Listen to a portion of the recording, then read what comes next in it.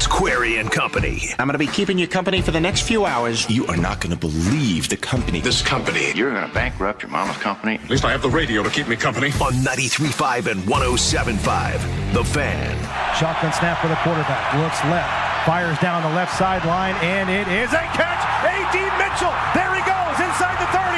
Down the far sideline. 10. 5. Touchdown. A.D. Mitchell. His first career touchdown in the NFL. The ball was loose prior to crossing the goal line. It went in and out of the end zone. The result of the play is a touchback. First down, Rams. It's a matter of losing focus and just a play that just can't happen. Just unacceptable. I just got to be better for the team and for the organization. In motion on the right side is Whittington. Shotgun snap for Stafford. Throws left, and it is caught inside the 5. Racing for the end zone. It's a touchdown. Puka Nacua. Jonathan Taylor finds a little bit of a crease. Shimmy shake. There he goes down the near sideline. A flag on the play. Taylor 20, 10, 5. Touchdown! Taylor scores. For the time being, the Colts have the lead, but a flag at the 45-yard line of the Rams. Number 10. Plenty of time for Stafford, throws downfield. He's got a man. Hit play. Tutu Atwell racing the other way. He's going to score. 20, 10, 5, touchdown. Credit to the Rams. They found a way to win it at the end. We got to be better. Obviously, we hurt ourselves in a lot of situations with penalties. We got to take care of the football, and that starts with me. Drop it.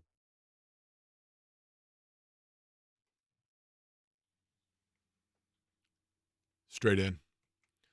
So that's how it sounded yesterday, Colts Radio Network. You heard from Shane Steichen there. You heard from A.D. Mitchell. You heard from the voice of the Colts, Matt Taylor, as the Colts drop at 27-20 to the Los Angeles Rams at SoFi Stadium. And the key number yesterday was 10. There were numerous times where the number 10 came into play with the Colts yesterday. For example, I believe, and this one I'm not totally certain, but I believe this is correct, was the penalty that was called for the hold that negated Jonathan Taylor's touchdown. Was that their 10th penalty of the game? They finished with 11. There were obviously two key plays that took place on number 10, A.D. Mitchell. That touchdown that you heard for the Rams that gave them the game. Guess how many players were on the field for Lou Anarumo's defense? 10.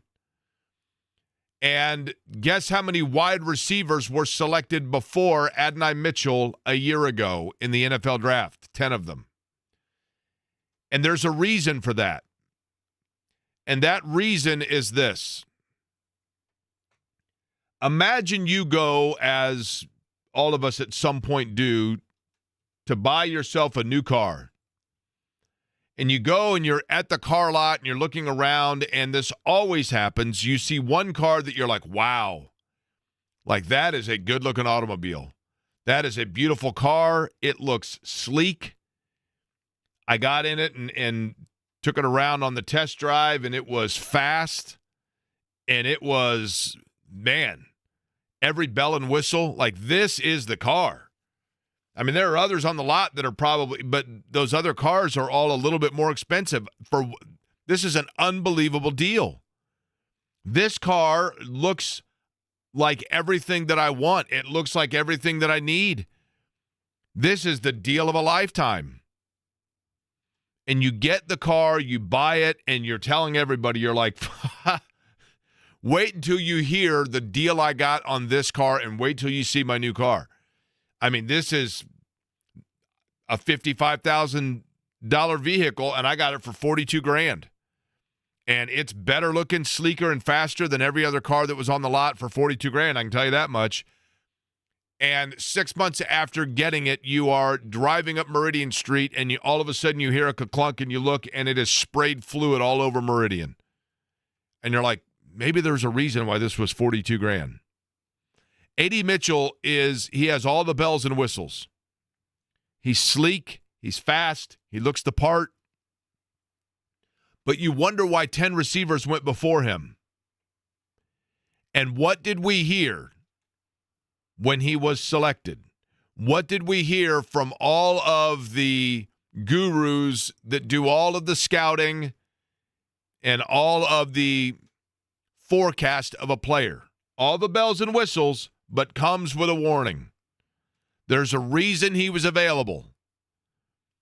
Big-time program, looks like the big-time player, but didn't have big-time numbers in college, but it's going to happen for him in the National Football League. But the knock on him was lacks mental focus and maturity. Lacks mental focus and maturity. And you know what? It would be really easy for me to come on this radio show today, as probably most people would expect me to do, and maybe it's even my responsibility to do, to come on here and for 3 hours throw A.D. Mitchell under the bus and say, that was inexcusably boneheaded. That, between the dropping of the football before you get to the goal line, and that in terms of a holding penalty that negated a Jonathan Taylor touchdown that would have swung the game. Now, you could make the argument maybe that touchdown doesn't happen without the hold. I get it. But it would be very easy for me to sit here and say to you, we are today for 3 hours going to condemn A.D. Mitchell. We're going to come down on A.D. Mitchell. This is going to be a call-in program of talking about how you want to see Ashton Doolin. You want to see Alec Pierce. Alec Pierce got paid. When I asked, I thought the best post yesterday, the best, when I said, give me your summary of the Colts right now on how you feel about them through 4 games in 4 words or less. And somebody's reply was, AD got AP paid. Yeah. Alec Pierce, when you look at it, Alec Pierce showed his best value by not being on the field in that game, because you look at it and you go, if they don't re-sign him and A.D. Mitchell's the guy, this is what you're getting. And it would be easy for me to sit here and blame A.D. Mitchell. And it would be easy for me to sit here and tell you that that game yesterday is on A.D. Mitchell. And I'm here to tell you it's not true. It's not true. I'm not going to today on this Monday with the Colts at 3-1. And yes, that is ahead of where we thought they would be. And yes, they showed yesterday they're pretty good. They're pretty good.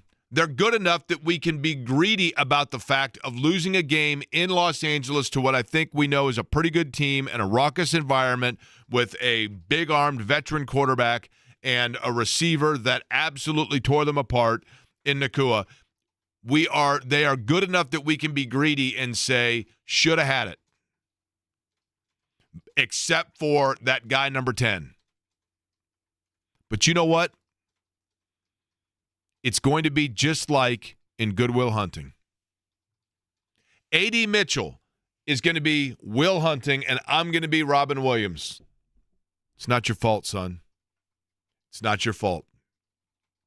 It's not your fault. And while you sit here and A.D. Mitchell looks at me and says, no, not you. Not you, Sean. Not you. It's not your fault, son. It's not your fault. And while you, the radio listener, are disappointed in hearing me say that, because my job is to come on here and throw A.D. Mitchell under the bus and condemn him and pin that loss on him and say that the Colts should be 4-0. They should be unblemished. They should be undefeated.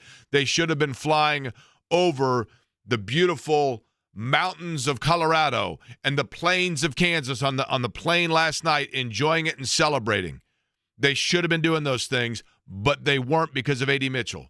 And I'm here to tell you it's not his fault.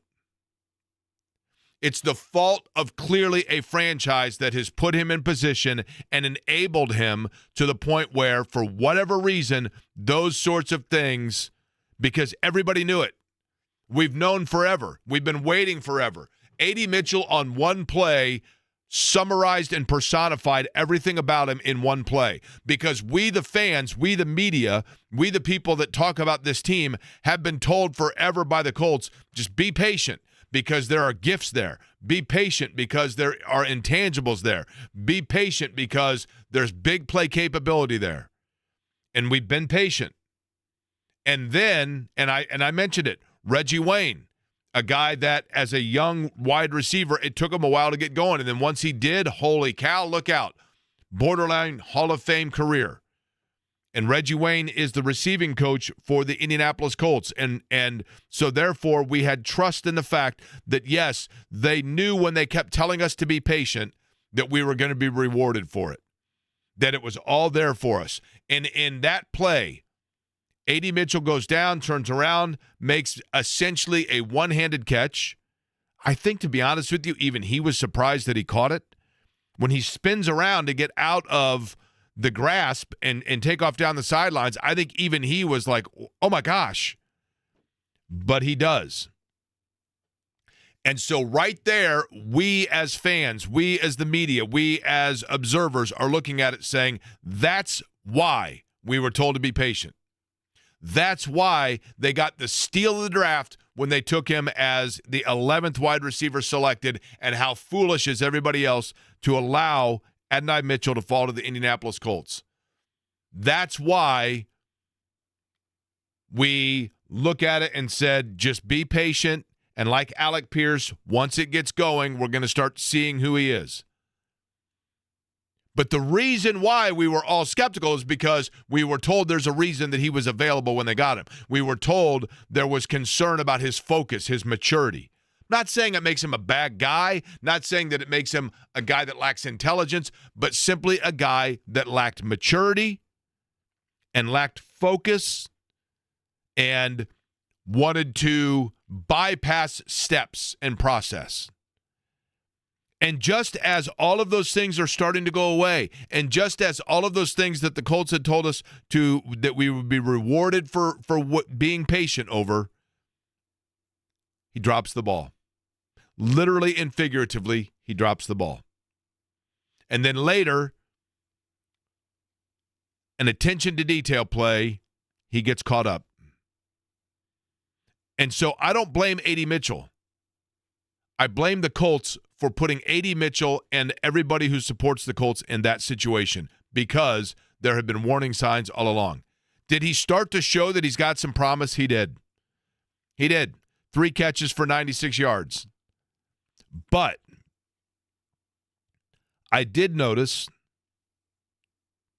they come back out on the field, and I thought it was very symbolic. A.D. Mitchell all by himself away from the rest of the huddle, wandering the pastures of the field by his lonesome, collecting just his thoughts of what took place. Because not unlike so far his career, it took a while for it to sink into him what had taken place when everybody else saw it before their very eyes. And I also noticed that the Colts didn't go to him for a while. I didn't know if they were going to throw to him the rest of the game. He had 3 targets to that point, and he did make a play for them on their final drive with a 12-yard reception when they needed a first down. But it seemed as though they went away from him. Ashton Dulin came in, got a catch for them, as he always does when they seemingly need just like a last-second quick bailout. Ashton Dulin's there. Only catch of the game for Ashton Dulin. But it was a disappointment, and it was a disappointment because the Colts have put so much in terms of their patience into A.D. Mitchell, and just when he started to show that patience was rewarded, that happens. And I blame the Colts for that, and I blame Shane Steichen for that, because it happened a year ago with Jonathan Taylor, and one would assume that when it happened then and you saw how costly it was for the Colts on their season, that it would be absolutely preached upon, pounded upon, dedicated upon everything they did to make sure those things and that little lack of attention to detail doesn't happen again, but it did. And I know culture is an overused term in sports, and I think the Colts, for the most part, have a pretty good culture this year. But little things like that comes back to, at some point you say to yourself, you know what? When a kid acts up, do you blame the kid or do you blame the parenting? And in this case, the Colts took a wide receiver that other teams decided to take 10 more before this guy. Now, I mean, some of those players, it's pretty clear why. I mean, elite level talents, I get it. But what I'm saying is there was a reason he was available. This was not a secret, the lack of attention to detail, the lack of maturity, the lack of focus. Those were things that have been branded with A.D. Mitchell from day one. And yet, the Colts still took a flyer. I get that. But they have seemingly built him up. And even after last year with Jonathan Taylor and that situation, for whatever reason, their coaching did not make it clear enough. Shane Steichen himself said, it's on me. It's on me. And with all of that, I still actually think, and maybe I'm just rose-colored glasses, maybe I'm the eternal optimist, but even with that, I think there are things that you can be happy about from yesterday for the Colts. What? This guy's crazy. I turn on the radio, I'm expecting him to absolutely eviscerate the wide receiver that cost the Colts the game yesterday with 2 costly plays, and he's on here apologizing for the guy, saying that actually the responsibility is above that guy. And then, on top of that, get this, they lose that game 27-20, and this guy's on the radio saying it's not altogether a lost cause. I get it. People are disappointed, maybe a little bit PO'd over the fact the Colts should be 4-0. Now, they got, sometimes in the NFL giveth and the NFL taketh away. Okay? Because, yes, yesterday they dropped the ball. But so too did Denver back here, right? With the weird leverage call. So maybe the football gods evened it out a little bit. Bottom line is, through the first quarter of the season, kind of a quarter because now they play 17, not 16, but follow me there. They're 3-1. They are still in really good position. And they went in against a team in Los Angeles, the Rams, that many consider to be certainly, dare I say it, upper quartile team in the NFL, rare air. And in going into that stadium, they lost that game on their own. They didn't get beat. They beat themselves. And the players that were most responsible for beating them, not named A.D. Mitchell, are guys that they weren't supposed to be playing with to begin with. Attrition put them in a situation where they literally were on LinkedIn and Tinder swiping to the right to try to find themselves corners and defensive back help. And yes, one of the guys they got, can we now say, Eddie, I think you'll agree with me on this. I came in, and let me tell you the first thing Eddie Garrison said to me when I walked in today. I got into work this morning. I walked in. I sat down. I thought I heard a small dog. I thought, what in the world is that dog? And then I realized it wasn't a dog barking. It was Eddie Garrison who was saying to me repeatedly on repeat, Jake, Xavier Howard, woof. Burnt toast. Woof. It's Antonio Cromartie part 2. Like, we're going to find a guy that's been a good player, that has history, and now we find out why he was available. That's the theme of today. Why were they available? Why was he on Puka Nacua on 4th and 2? Well, why did they have 10 guys on the field, right? Yeah, that's another one. There were a lot of mental errors in that game yesterday, and there was a lot of mental breakdown. And the guy that was the most responsible for the 2 biggest ones, it's somewhat on the Colts. It's not even on him. I don't know that A.D. Mitchell at any point has, maybe I'm way off base here, but has A.D. Mitchell, clearly the things that needed to be preached upon to him never took hold. And at some point you've got to say that's on those that are paid handsomely to make him responsible for those things. That's eventually on them. But there were other areas yesterday that were breakdowns that are frustrating. The penalties, the lack of having an 11th defender on the field. There were so many things that you're going to look back on and say they should have had that game. But the football gods and the karma is such, they probably, even if they'd gotten that game, they got bailed out a little against Denver. So you say to yourself, I'll take 3-1. I'll take it. And I've got to be happy with the fact that the players not named A.D. Mitchell that really hurt them yesterday are players that were out there almost out of necessity as opposed to because the franchise totally believes in them. There's no Kenny Moore, so you got to have somebody out there, right? There's no Jalen Jones, so you got to have somebody out there. And they are limping their way until they can get back to 100%, and then you've got to feel pretty good about what you have. And I realize that the NFL game is a constant ever-flow of attrition when it comes to injury. But there's a ton to unpack from that game and a huge weekend in sports in general. Last week was massive in sports. Massive, right? And we had all kinds of good stuff going on. There still are good things to talk about. How about the Fever? Getting a win, extending again, going to a decisive Game 5 back in Las Vegas. It's going to be tomorrow night. Eddie, you're going to be basically drinking yourself more of the Java House coffee, right? Because you're again going to be late? Yeah, pretty much, yeah. 9:30 tomorrow night? 9:30 tomorrow night. Yeah, I'll be here until midnight. At least. I thought midnight was going to strike for Indiana and for their Heisman dreams and their unbeaten dreams and going into Oregon. I thought actually on not one but two occasions on Saturday, I was thinking to myself, Indiana after their bye going into Oregon, it's going to be two teams, both of which are already going to have a loss by the time they get to that game. And yet Oregon obviously pulls it out at Penn State, and Indiana does so in Iowa and Kinnick Stadium, which is a tough place to play. And I think the world of Kirk Ferentz and the Hawkeyes. Indiana looked sluggish in that game. They looked like their offense couldn't necessarily get in full rhythm. And how much of that was Indiana's play calling and how much of that was Iowa doing what Iowa does to you and just slogging you down and punching you in the mouth. And then Indiana, when they most needed it, comes up and Fernando Mendoza makes a huge play. Surratt made a huge play too, but they come up with the play when they most need it. And now Indiana finds themselves ranked in the top 10, where if they can stay in the top 10, it is guaranteed they will win at Penn State because James Franklin has no idea what to do at home against top 10 teams, right? The one concern I had, Jake, is that Iowa got a lot of pressure with blitzing and Indiana didn't have any answers for it.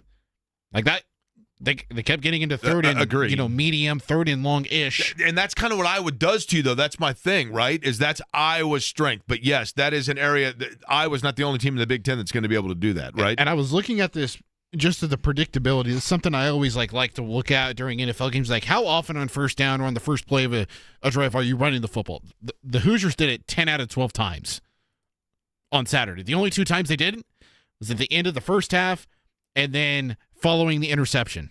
I think Indiana has had so much success running the football to this point in the season that they thought they were going to be able to routinely do it against Iowa, and they found out, obviously, that not to be the case.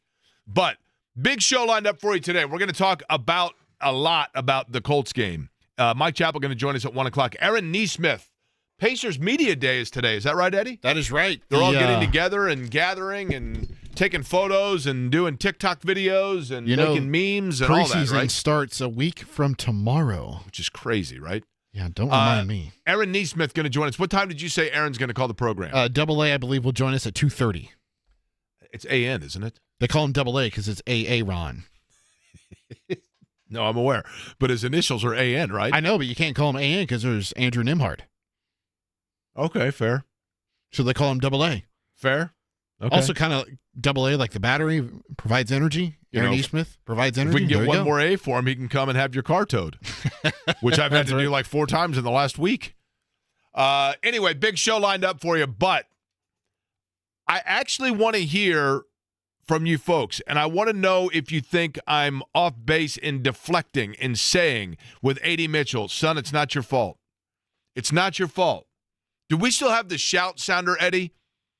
We've gotten away from that, but we used to do the shout sounder, which was our cue to let the masses know that, because I do know this, and I get it. At Query & Company, we literally are the customer-based company. And I'm wearing my T-shirt today, Memphis Showboats. Not intentional. Not intentional. I just like the USFL look to it. But are the Colts and A.D. Mitchell too much of showboats? I had to dust off the cobwebs, Jake, but There we go. That's your cue. That you can, because I know what it's like when you watch a game and you sit there and you're yelling at the television and you're upset and you're irritated and you feel like you as a fan, your voice is not being heard. You feel like there are frustrations that people need to know about. 239-1070, 239-1070 is the telephone number. Over the course of today, we will continue to as well. But we will continue to break down what happened yesterday. Mike Chappell, 1 o'clock. Aaron Nesmith, AA, 2:30.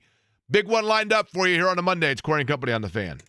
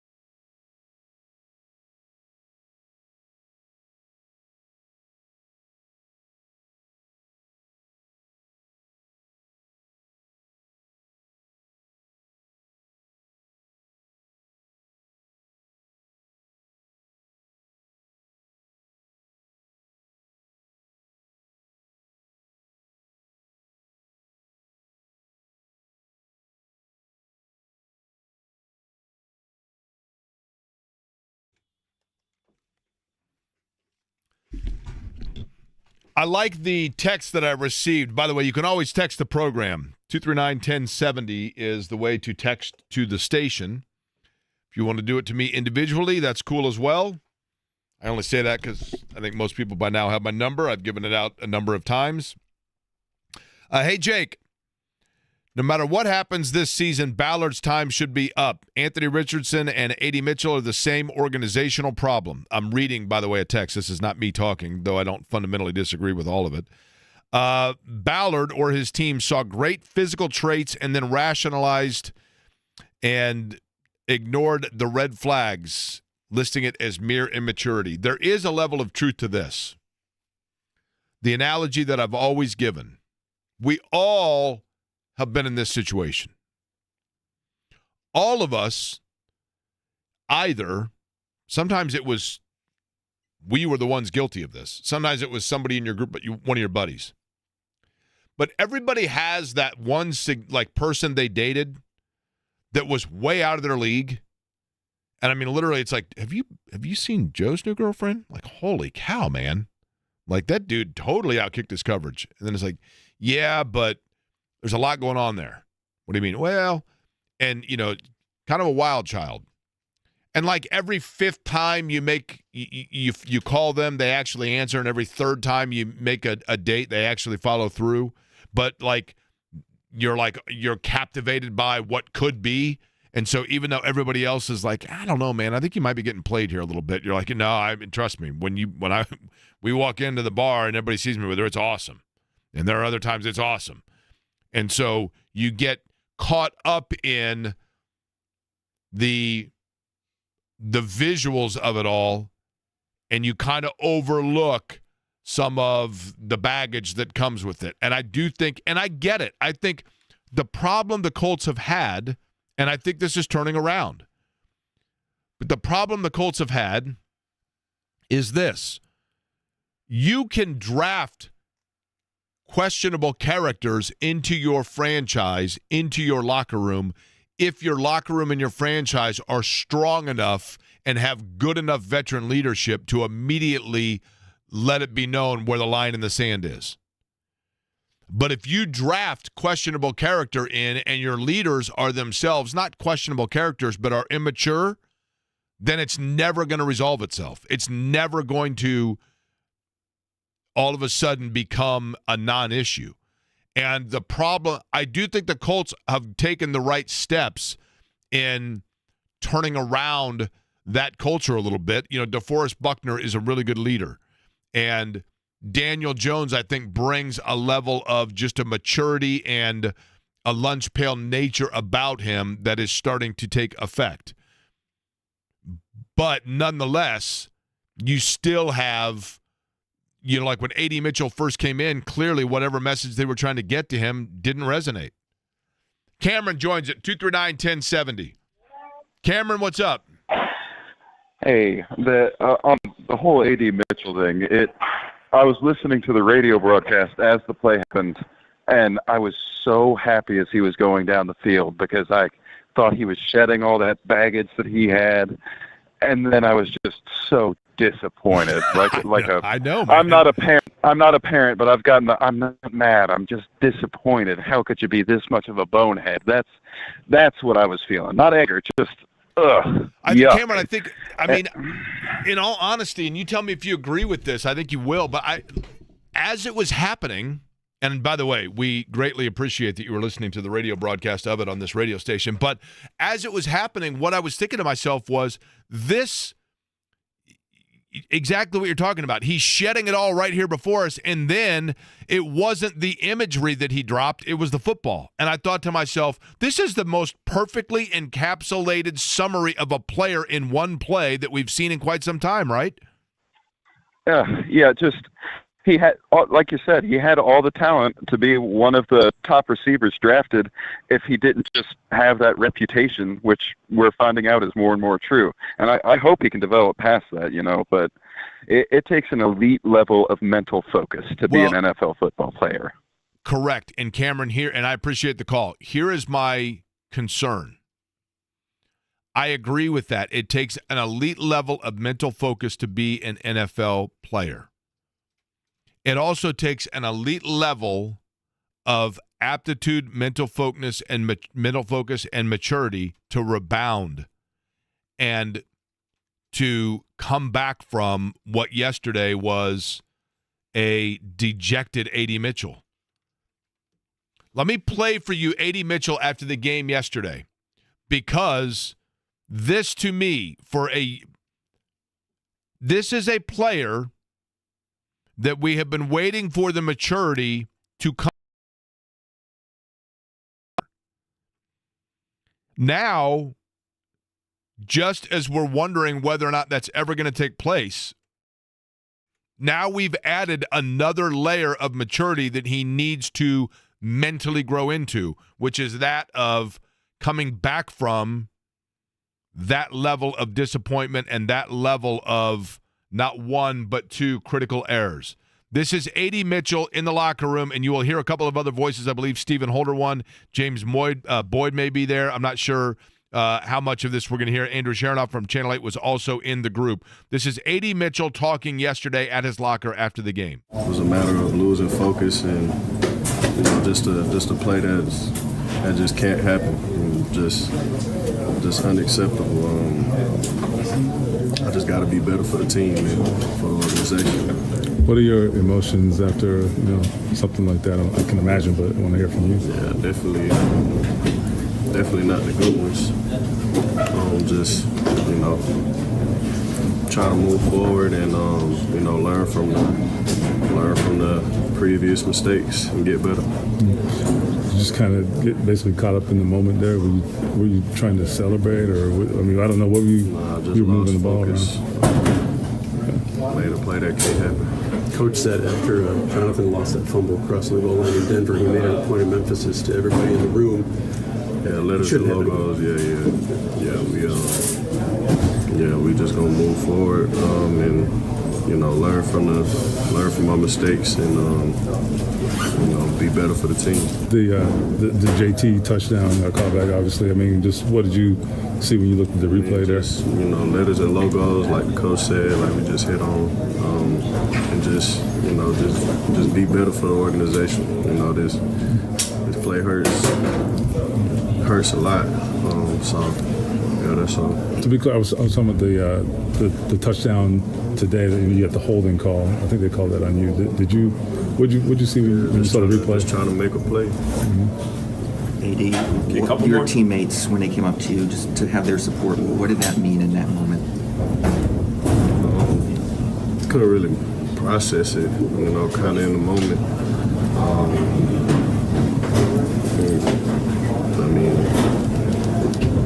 Really still can't process it, to be real. So I just gotta, everything is, the whole play happened, because of me. The only way I'm gonna be able to get forward is, just growing as a player, as a person. So a couple of things here. Number one, there was a lot of background noise, right? A lot of background noise there, which again is symbolic. Because with A.D. Mitchell, that's been the thing, is all the background noise. And was he contrite? Clearly, he was bothered by that. Clearly. And maybe this is the first time that he's had that actual wake-up call. It's one thing to have your place of employment tell you got to shape up. It's another to then see tangibly the results of your lack of focus. And that play, again, perfectly encapsulated A.D. Mitchell, because you saw why they are so intrigued by him. But you also saw why so many people didn't buy into the intrigue. And now it's really on him to move forward from it. But I think it's on the Colts, the fact that that position was there to begin with. Because, again, like, fool me once, shame on you. Fool me twice, shame on me, right? And in that situation, dropping the ball before he gets to the goal line, that's something that cost the Colts arguably a postseason bid a year ago. And if your players are still doing it, then you start to go above that and ask why. But there are other things to talk about from the game itself. For example, Shane Steichen's overall observation of what cost the Colts yesterday in Los Angeles. And Daniel Jones, what sort of guidance can he give coming off of that? We'll get to that. And we'll let you hear from both of them upcoming. Mike Chappell in about 20 minutes from now.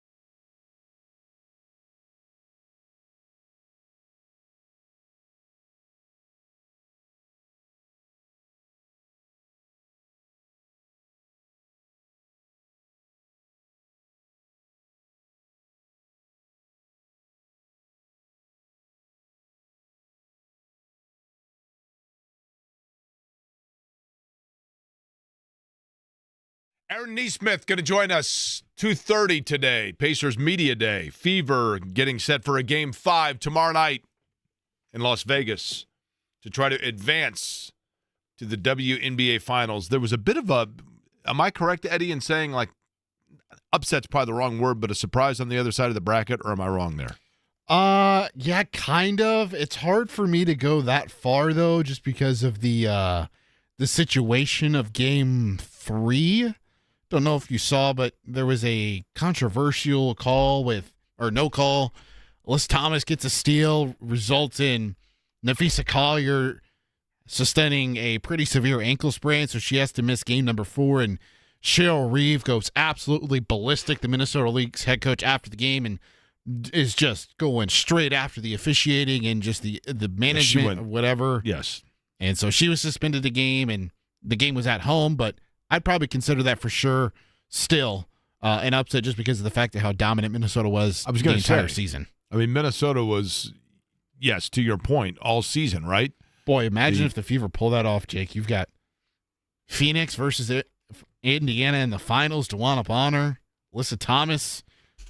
That'd be a juicy one. The DeWanna Bonner sweepstakes, right? Yeah.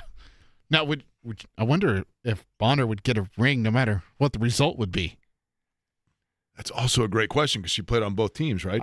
Do you think the Fever would send her one? No. I don't think so either. Colts yesterday on the short end against the Rams. Before we hear from Shane Steichen, we're going to bring Dave in because he's been waiting patiently, like we have been asked to do when it comes to A.D. Mitchell. Hi, Dave. Hey, guys. Real quick, I wanted to talk about the Colts, but can I just mention one thing about Aaron Nesmith?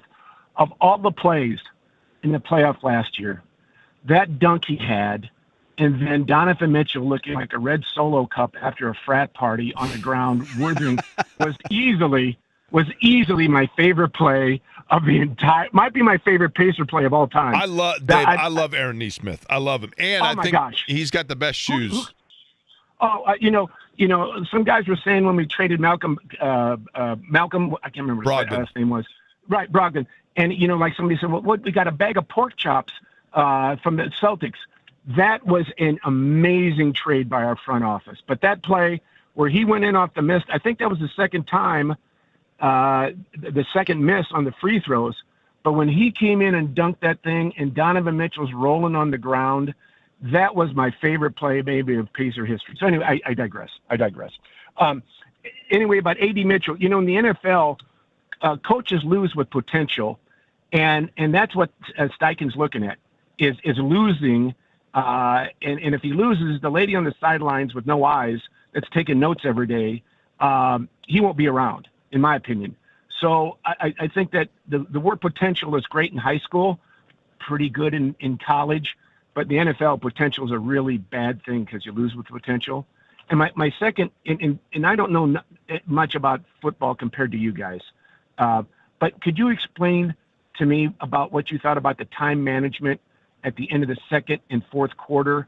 Because if I'm right, in the second quarter, we kept throwing the ball until finally we didn't have enough time and gave them the ball back with a considerable amount of time. So thank you for taking my call, and I was just curious if you'd talk about that. Okay, now I'll begin with this when it comes to clock management, and there are one of the things that I think is, and you are correct about potential, Dave. I appreciate the call. Shane Steichen was a coach that when he first came in, I think that our thought process was like they were tapping into the potential, right? The offensive-minded coach, the quarterback-minded coach, but now he is going to have to grow into being the head coach.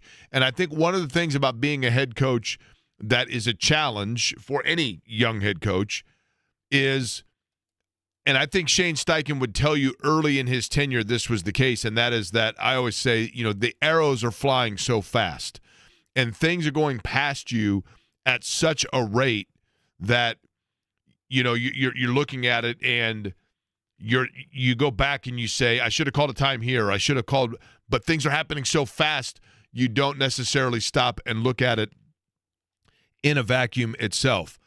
If I'm not mistaken, and I could be wrong in this, I believe at the end of the first half, at the end of the second quarter, they actually ended with the ball, did they not? The Colts? So they they're starting to drive a little bit. They get pass heavy. Next thing you know, they got a penalty. So it's, they get backed up 1st and 20. Daniel Jones, this is with 3 minutes left. Daniel Jones incompletion. Jonathan Taylor, 6-yard run on 3rd and 20. So they have the clock moving.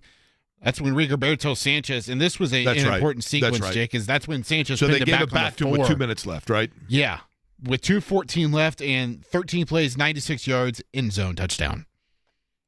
Yeah, so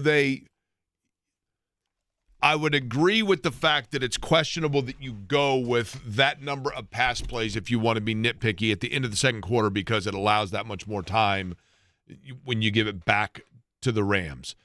And then, in the end of the game itself, I mean, obviously there it's tough because you have they get the first down to Mitchell, actually, and then the pick happens, and then the game is over, right? But I thought I wasn't unhappy with the amount of time that they could have had to go down the field at the end of the game, per se. I mean, there were, and I'm trying to think of the other game that I watched. You see it so much in the NFL now. The Sunday night game last night? Yeah, which was a fabulous game, obviously, but Green Bay completely oh, my gosh. miss it. And then, Green Bay and the way that they scored, you kind of knew that they gave Dallas too much time, right? Well, and then the overtime, there's 20 seconds left on the second down play, and Jordan Love's just casually, it's like trying to get him lined up. Through the end zone with 1 second left or something. Yeah, if that ball doesn't hit him the defender square on the back and just fall right to the ground, they lose that game. The game is over. Yeah, you're right. You're right.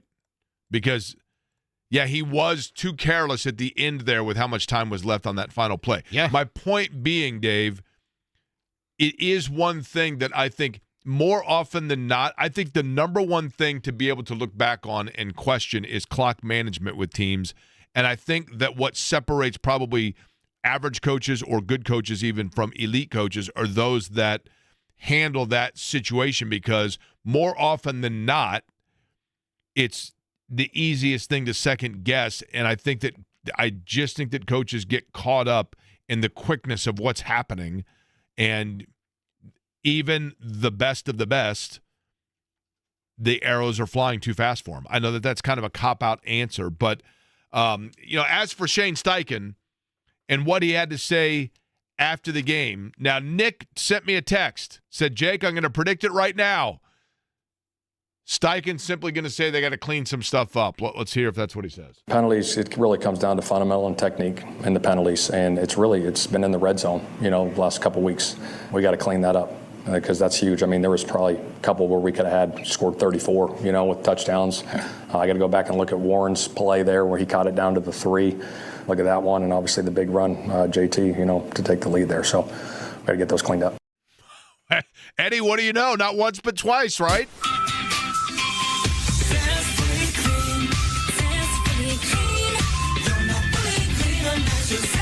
Hell yeah, cleaning it up. It's a clean-up Monday, right? It's been a while since we've had to clean things up, but they got to clean some things up.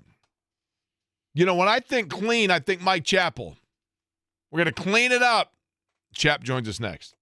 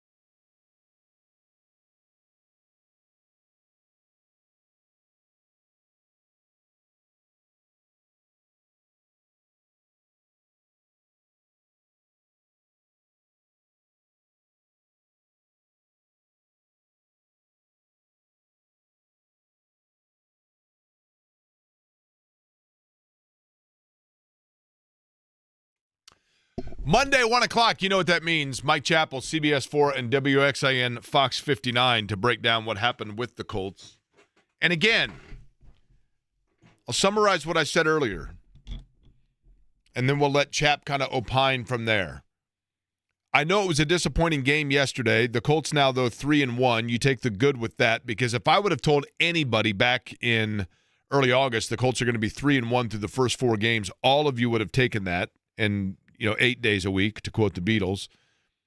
And A.D. Mitchell yesterday was, yes, he is the target that we're going to talk the most about, but there were a lot of other things that did them in. 11 penalties did him in. The 10 men on the field did him in. The depleted secondary did them in.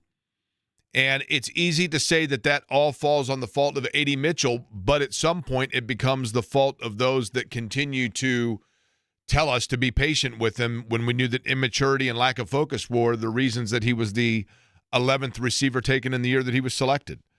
And that's the reason why we've had to wait and wait and wait, was just that maturity issue. I'm not saying he's a bad guy, but as a player, still an immature guy, but we'll see how he bounces back from it. Mike Chappell joining us now on the program. Chap, your overall, I guess, thoughts or observations from yesterday, or a storyline perhaps that was overshadowed by A.D. Mitchell? Well, one quick takeaway is I'm really kind of encouraged, because I think there was some question about whether these guys were legit. I really kind of think that. Well, Denver gave you the game, and you played a crappy Miami team, and Tennessee's the worst team in the league that may not win a game. The Rams are good. The Rams are very good. Right. And you just should have won the game. Should have, would have, could have, all that kind of stuff. So I'm encouraged by the fact that I think these guys are legit. I really do. And I'll toot my own horn a little bit. I thought these guys could start 6-2. I really did. If they got competent quarterback play, and they've gotten more than that. So I'm not totally shocked.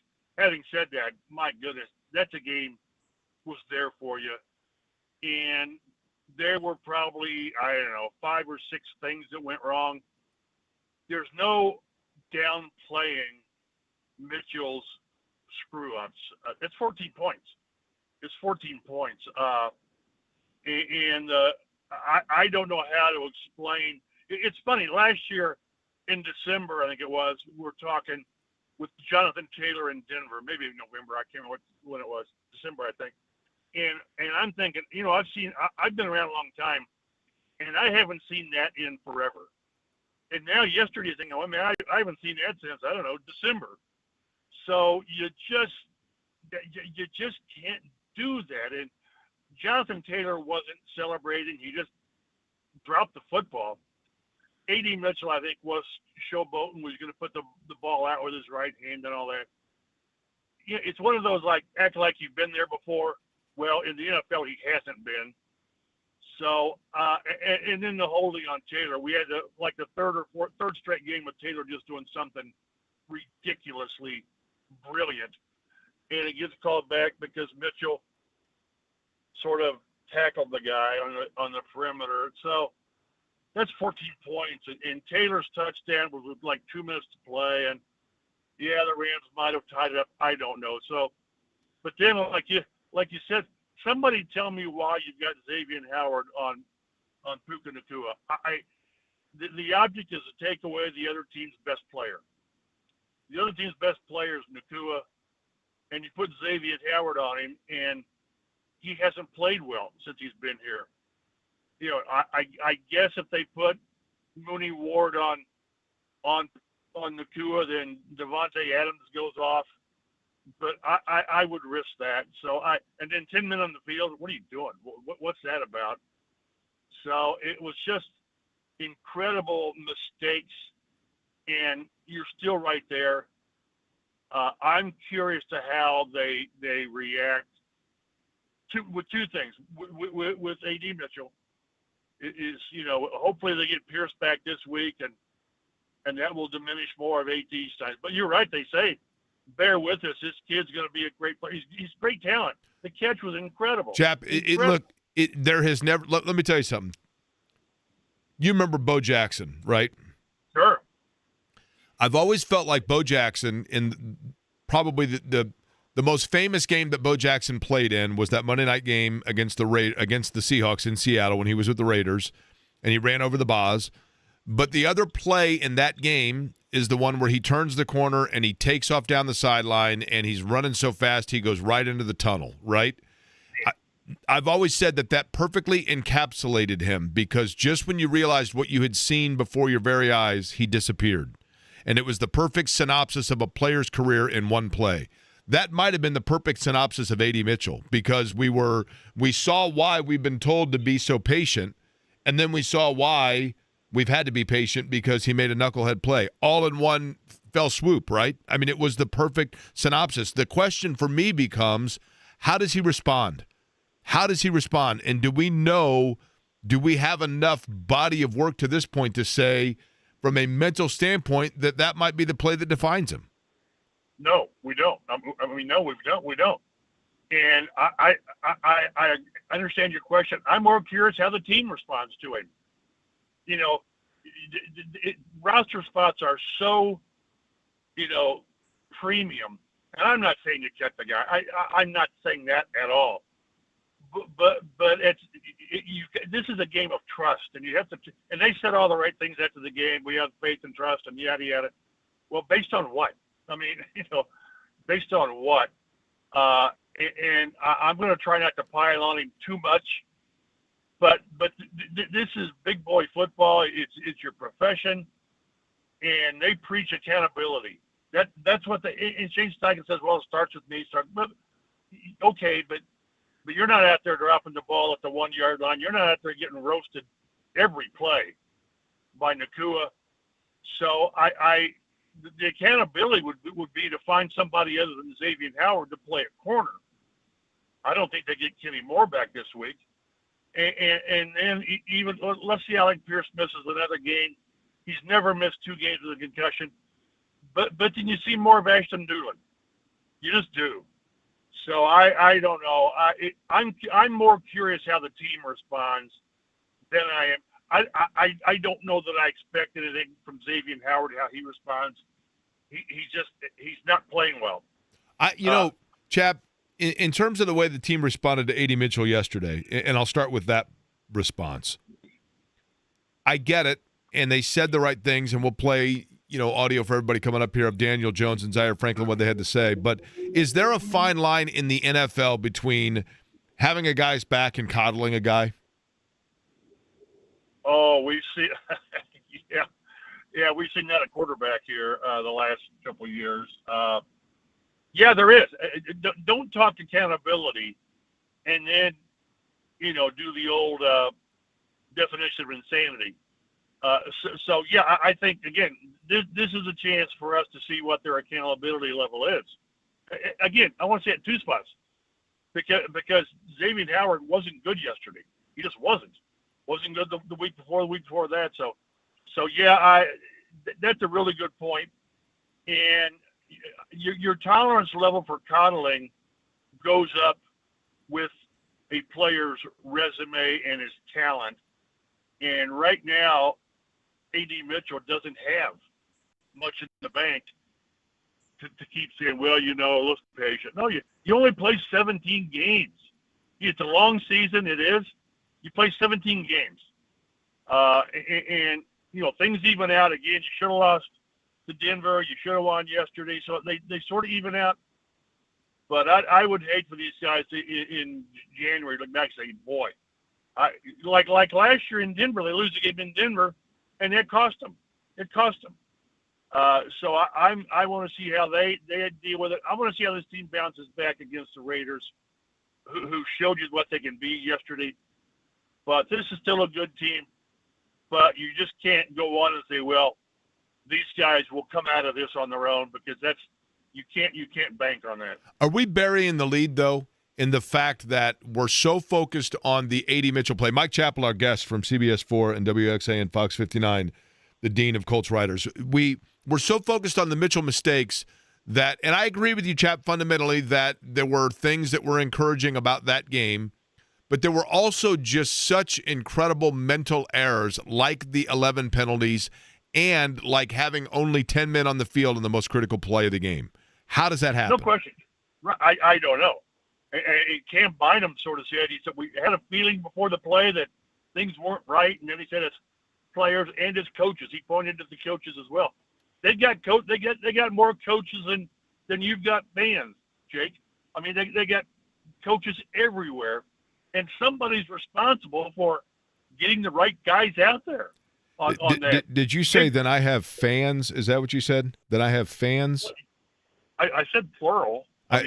Because that would be, listen, Chap, your grandson's basketball team at the Beech Grove Y has more coaches than I have fans, right? Well, that would be the Mount Vernon Y, but I get your point. Okay, sorry. But no, they've got people. They got people that do that. I mean, that make sure you've got the right people, a number of people, for crying out loud. Maybe it wouldn't have mattered because Blackman fell down and you leave Atwell wide open and running free. Maybe the extra player would have been somewhere else. It would have mattered, but that doesn't matter. You got to have, like Bynum said, 10 versus 11. You're going to lose, and you just know that when a guy's open like that, Matthew Stafford is going to find him. He just hit him in stride. So that's what I say. There were so many mistakes from a team that for the first 3 games didn't do much wrong. No turnovers, and they had 11 penalties against Denver, I think it was. But by and large, they played pretty clean. And yesterday was anything but clean. There was pressure on Jones. The second interception, I don't throw it. I guess you had some timeouts and all that. But I thought he would be down my list of worries. Jonathan Taylor played well. Josh Downs made some key plays. Pass protection was not very good, I thought, even with 2 sacks. And doggone it, you still could have, should have won the game if Mitchell doesn't mug the guy on the end, and Jonathan Taylor gives you another highlight. The thing, Chap, that's encouraging, because I know they lost, and I know people want to, fret and complain, and I get it after a loss. But the reality is this: now that we've seen 4 games, and you're right, Tennessee is terrible. I mean, they're terrible, right? Tennessee and Carolina, they're awful, right? 2 worst teams in the league. But now that we've seen them go into L.A. and we're talking about how the Colts cost themselves, it's like the Rams didn't beat the Colts beat the Colts. And so when you look at that, you have to be encouraged, because now you start looking at the schedule wondering where they're going to lose another game. I mean, the going to L.A. and taking on the Chargers is going to be a big challenge.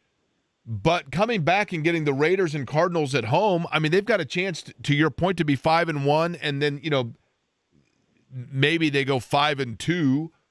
But outside of that, the schedule's pretty favorable for them. I mean, this legitimately looks like in fact, the groundwork is there for them to be not just a playoff team, but a contending playoff team. Am I too bullish too early?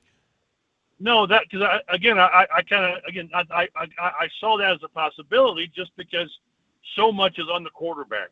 It just is, and they've gotten very, very good play from the quarterback. But having said that, then you can't do stupid things around him. And again, he was far from perfect yesterday. But again, that's why I say part of me is encouraged by how they played, just because they went out there and they had a chance to win the game. They did. In the past, I think a Colts team might go out there against a quality Rams team or whatever and just get boat race, and that wasn't the case. So again, I'm encouraged by that. But then you come back to the bottom line, and you can't do 10 things wrong and beat a good team. Can't do it. Kevin Bowen made a good point. Was at the end of the first half where the Sanchez pins him at the 4-yard line and the Rams go 96 yards at the end of the half. Yep. That's you just can't do that. But they still held them to 20 until the late touchdown. So again, very, very a lot of reasons to be encouraged. But if you think you can go out there and do that kind of stuff week after week, you're delusional. Chap, three turnovers get you beat. The issue at defensive backfield, in the defensive backfield, and Xavier Howard, to your point, I'd like, it would be easy to throw the Colts under the bus there and say, what in the world are they doing? But it's not necessarily their fault. I mean, if there's something to give them a pass, I guess, if you will, it's the fact that they're having to play with guys in those positions that weren't even on the roster when training camp began because of attrition. Can you literally limp your way in waiting for Jalen Jones, Kenny Moore to come back, or are they in the situation where they're going to have to start scanning the free agent wires again? Well, free agent wires, that's where you got Xavier Howard. That's right, but I mean, right. No, I if I'm not mistaken, I think Jalen Jones is eligible to come off this week. Now, whether he's ready or not, I don't know. Again, Kenny Moore. And he says he's not one more week, right? Yeah, because that was week 1, right, Chap? So he had to miss. Okay, you're right. 2, 3, 4, and 5. Yeah. He's got one more week. So, I play Jonathan Edwards some more. I don't know. Most teams aren't going to have a Puka Nacua, Devontae Adams combination. Again, I just come back to Bill Belichick was great about taking he would take a guy away. Marvin, Edgerrin, Reggie, somebody, and make somebody else beat you. I would rather you make Devontae Adams beat me, and he's a great, great player. Then Nacua had 170 yards, career high, and his third career high, if you remember, came as a rookie against the Colts when he had 163, and they decided not to cover him in overtime. So I just make somebody else beat you, make somebody other than Nico Collins beat you, and we'll talk to Lou and Arumo tomorrow, and I just want to understand why you continually put Xavier Howard on their best player. The 9-yard touchdown, they put Howard on him. I don't get it. I just don't get it. I realize I'm not a football savant, but I just want somebody else to beat me, and that's not what happened yesterday. Mike Chappell, our guest. Chap, let's go to this. When you look at, again, we've nitpicked the negatives here, right? Let's go with 3 positives. You talked about Jonathan Taylor, but aside from that, I'll start with Daniel Jones. I thought yesterday, and you tell me if you agree with this, I was very interested to see how he would respond to his first pick. And obviously he threw 2 yesterday. But we've seen quarterbacks where the wheels can kind of come off, especially early in a game in that situation. And in a hostile environment, I thought he was pretty poised. And over the course of the game, especially like that Mitchell throw, he put the ball at times where it needed to be. I thought he was impressive yesterday, but am I too kind? No, and again, we've kind of had lower standards on what we think efficient play is. I thought he was fine. I just, he underthrows. Who was it? What was Mitchell on the first one, deep for the interception?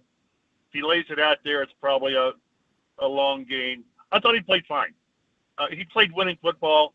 The interception at the end, he got too greedy too soon, I thought, but made some great plays to Josh Downs.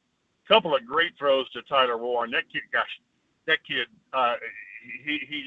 they keep finding different ways to use him, which we knew they would. The Wildcat and then the fullback with the touchdown, and they had their own version of the tush push to get him in. So I thought Jones played fine. Again, if you want to list 10 things that went wrong, he's number 10. Which again, that's why I say it's encouraging. Because I think you're right. A lot of people are waiting for the wheels to come off and say, "Oh, that's why it didn't go right in New York. That's why the Giants got rid of him." And we haven't seen that. And I don't think we're going to see some of the mistakes moving forward. Bernard Ryman had a bad game, holding penalties in the red zone and all that. We're not. I'm still not sure what Tyler Warren did on his pass interference. I need to see that again. We're not going to see a lot of that moving forward. We're not going to see 11 penalties moving forward. So I thought if the wheels weren't going to come off, yesterday was a great day for that to happen with Jones, and it did not happen. You know what's funny, Chap? I mean, you've been covering the NFL since it came to Indianapolis. It seems to me like offensive line, and you tell me if I'm wrong here, but it seems to me like, as in particular, left tackle is the position where even the very best to play the position just have an occasional off day. Like, it just is one of those, I think it's a timing position. And, you have quarterbacks going to have an off day, sure, but it seems like the very best of tackles or guards that we have seen come through this town, even the very best of them have games where just like psychologically they're just off and their timing is just off for the day. And then the next week they kind of get back on the horse again. That seemed to be the case yesterday with Ryman, did it not? I hope so. And again, I wish I was home. I could look at my notes. I thought he missed part of a day of practice last week with an illness. And now whether he's been fighting something, I don't know. The Rams have a really good front seven. They really do. God, there was one play that Jared Verse just ran over Bortolini. Holy smokes. But if you're not on top of your game, they'll expose you. They simply will, because they've got guys. Everybody's got guys that are that good. And it's sort of the unfair nature, but the reality of the business is, if a left tackle has 3 bad plays, he has a bad game. Right. And if the right end had 3 good plays and 47 terrible plays, he's an all-pro. So an lineman just can't afford to have bad plays. I think Bernie will bounce back. He's been okay, not as good as he's been, but he's not high on my list of worries either. It's interesting when Mike Hilton had a play. When the Rams had the fumble, and immediately they're like, Mike Hilton comes flashing in and makes a play. And I'm like, he kind of got credit for it, and he was in the right place to cause a disruption. But it almost, in the replay, you're like, no, I think actually he's spinning out of the play, and the fumble happens. And so Hilton kind of got credit there, but you got to be in position, I guess. He was in the right spot. But my point being, there are some guys that you can put into situation like Hilton, where you just pick him up and you put him in there and he's familiar with the defense and he's able to at least be in position. And then others like Howard that it just seems like the expiration date has come. Well, again, he didn't play last year. And he had, the foot injury in 23 with Miami. And he sort of made it sound like that he didn't play last year. It wasn't because of the foot. It was because of situations. But he didn't play last year. I mean, it's if a guy is healthy enough, then at that position, somebody's going to give you a chance. They just are. So something went on there. All I know is that he's not been what they thought. And just because he and Lou have a history, okay, so what? That's got an expiration date too. And again, I'm really curious to hear what Lou has to say tomorrow when he talks with the media, because it's kind of like the old Desi and Lucy. You got some explaining to do, just because it was a strange game defensively. Chap, I thought with no Alec Pierce that there was maybe the potential to get Josh Downs going. He plays 38 of the 61 snaps, has 4 catches for 24 yards. Is there something going on that we don't know? I understand Tyler Warren takes away a lot of the things that, Josh Downs likes to do, but they just seemingly have not been able to get him going. And I think yesterday was the lowest snap count of the season despite no Alec Pierce for Downs. No, Tyler Warren takes away a lot of Josh Downs. He does. Having said that, Josh Downs needs to be more involved. And that's why Alec Pierce is sort of the ideal guy to be in this receiver rotation, because I think it's an amazing thing about Alec Pierce is how unselfish externally he is. Now, he may boil inside, but he seems like he's just fine getting 4 targets and 3 catches because he's going to make a couple of big plays.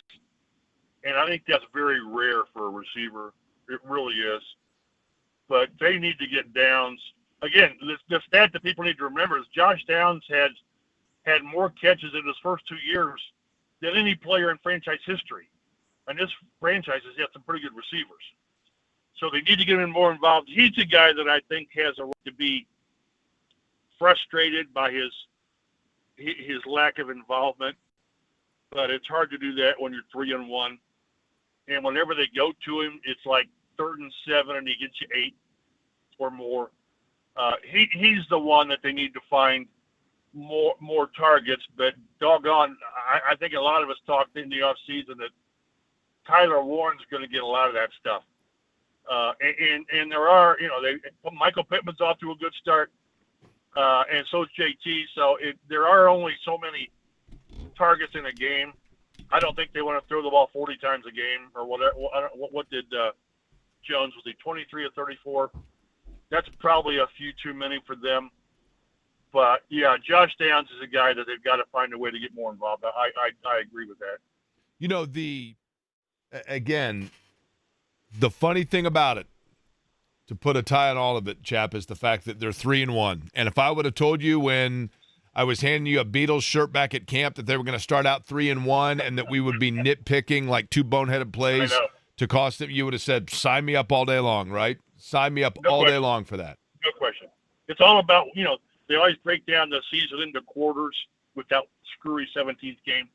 You're 3-1. I mean, you're telling me you wouldn't take that back in August, like you said, you would. I would much rather be 3-1, knowing I've got things to fix, than being 0-4 and saying, "Man, how do we fix this?" Because the things that were messed up yesterday are fixable. And I'm curious how they go about trying to fix them. That's again the next couple of days. I want to hear. We get Shane Steichen later. I don't know that he's going to give us a lot, just because he wants to see the tape, and that's what coaches do. They're not going to really dive deep into it. I think Lou will give us some insight on what the heck's going on and how personnel wise, you're not going to be able to address it until you get a couple of these guys back. 24 of 33 yesterday. Daniel Jones, 262 with a touch and 2 picks. We will hear from Daniel Jones. 33 passes are okay. I can deal with that. Yeah, I'd like to see Jonathan Taylor get a few more carries, but that's just me. Taylor, 17 for 76. We'll hear from Daniel Jones. We'll let you know what he had to say coming up in just a couple of minutes. Chap, appreciate the time as always. Thank you. You guys be well. Mike Chappell, CBS 4 and WXAN Fox 59. We'll let you hear from Daniel Jones and Zaire Franklin coming up. And yesterday was glorious for a number of reasons, and I don't mean the football game. It was glorious, and in all its glory, there is one person that has to be the happiest. One person who yesterday went to bed and said, gosh darn it, today was as good a day as I ever could have imagined. I'll tell you who next.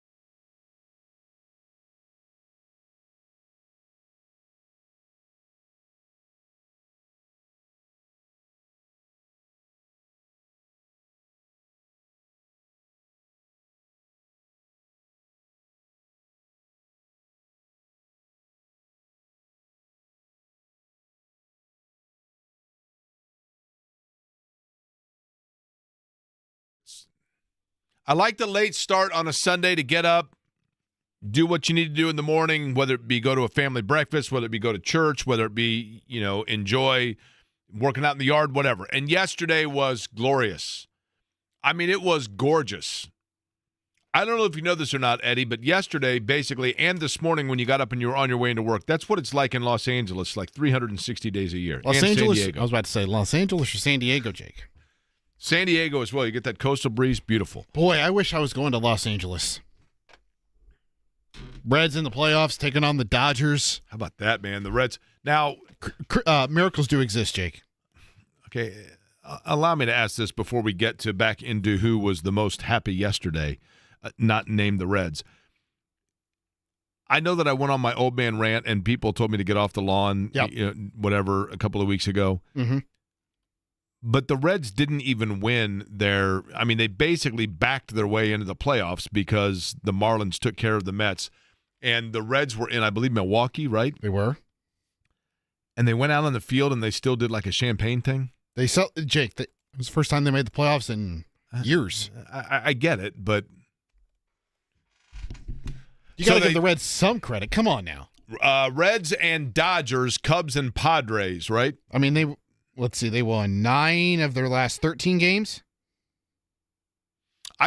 Is it unusual that I have a team I'm rooting for in the NL and a team I'm rooting for in the AL? Not at all. Who is your AL team? I don't know. I haven't picked one yet. I'll be rooting for the Blue Jays in the American League. Of course. And the Reds in the National League. Boy, okay. Boston and New York, I didn't even see that. That's juicy. Juicy stuff. So yesterday, of all the baseball teams we're talking about, all the teams in the National Football League that won, the 2 happiest guys on earth yesterday, sitting back, rubbing their hands, saying, bring it on, baby. I'm assuming this is still the case, at least it was a year ago in terms of representation. C.J. LeBoy and Michael Swenson. C.J. LeBoy and Michael Swenson. Swenson is not the guy that owns the fabulous ice cream parlor that used to be in Glendale. No. Michael Swenson and C.J. LeBoy are the co-agents for Alec Pierce. And you've got to think that yesterday, Alec Pierce, his value continued to go up. Because if you're the Colts and you're thinking to themselves, you know what, we can let Alec Pierce go in free agency if somebody comes along to make him a big deal because we got A.D. Mitchell.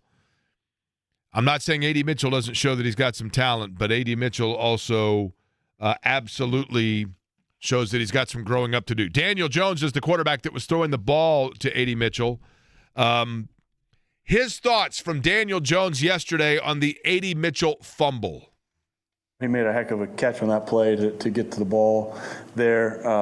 Incredible catch. Yeah, I mean, tough play for sure. You know, after such a tremendous effort and just lost the ball there at the end. But feel for him. I know he hurts with that, but you know he'll bounce back. And he's a hardworking guy. He's in there every day grinding. So we all have a lot of faith in AD, and you know I'll continue to have a ton of faith in AD. And you know one play doesn't define any ball game. You know we didn't do enough today to win the game. One play does not. That's correct. So why not add to it? One play doesn't define a ball game. So let's have a second. Like, for example, the Jonathan Taylor run. And yes, you could certainly make the case or make the point that Jonathan Taylor does not get that long touchdown run without the hold from A.D. Mitchell. Maybe that's what sprung him free. But nonetheless, Mitchell still has that second play, and thus that does even more define yesterday, the game, and we'll see how long we will remember it as the A.D. Mitchell game. Jonathan Taylor, you would think, probably was grateful, and I'm saying that facetiously, for the fact that A.D. Mitchell, by dropping that ball, yes, it reawakened our memory, our PTSD of that Jonathan Taylor play in Denver, but at the same time, kind of took Taylor off the hook because now it's like, oh, good. The running back no longer is the guy that we think of for the most boneheaded drop of the football going into the end zone. That now belongs to A.D. Mitchell. But with all of that going into it, because after that play took place with Mitchell, the next series out, they showed Mitchell, you know, in the huddle, and he's just kind of wandering. He was like the lonely kid in right field in Little League, just wandering, picking daisies off aside from the huddle. They showed him on the sidelines. Almost seemed inconsolable. And for a guy that his mental focus has been the question mark to this point, then you wonder what his mental focus is going to be coming off of that. Daniel Jones, leader of the offense, quarterback of the team. What exactly do you say to A.D. Mitchell after a game like that where not one now but two plays might have defined it? Making sure he knows I'm going to keep coming to him and keep counting on him and try to communicate that to him. He cares a lot about this. He works hard. He's one of those guys. So just kind of encourage him to play the next play, move forward, and that's the communication there. But like I said, one play doesn't define the game. Well, again, a second kind of did. Now, in terms of going to him, I was very intrigued by this. For a couple of possessions, I made a note. As soon as that play happened with Mitchell, I went to the box score and looked at the number of targets he'd had.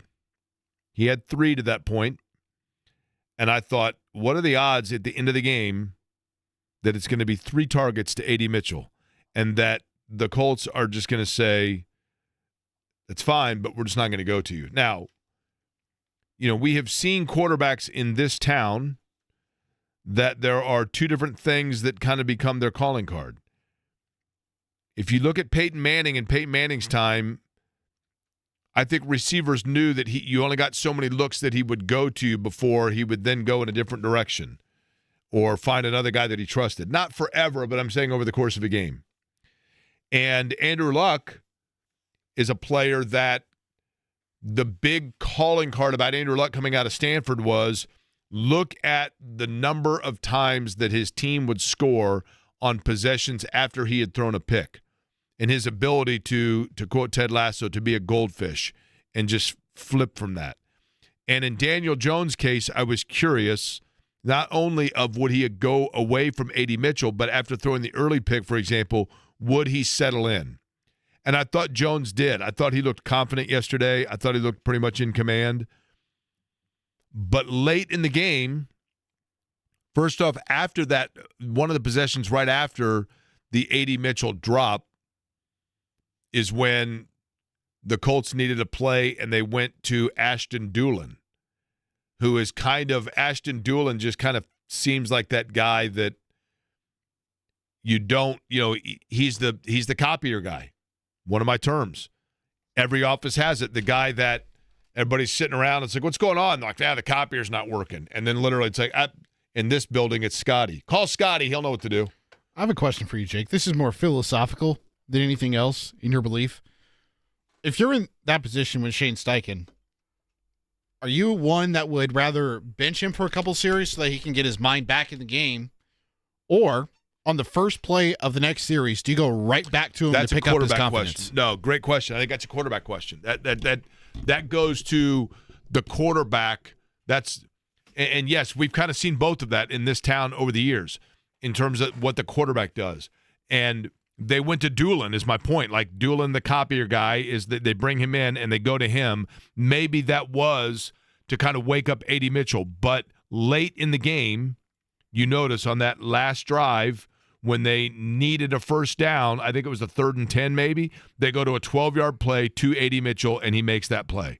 Now, in that moment, you're not designing as the play caller, meaning Shane Steichen, to go to a specific guy, but it's well within the first or second of your progression, and Jones went to him.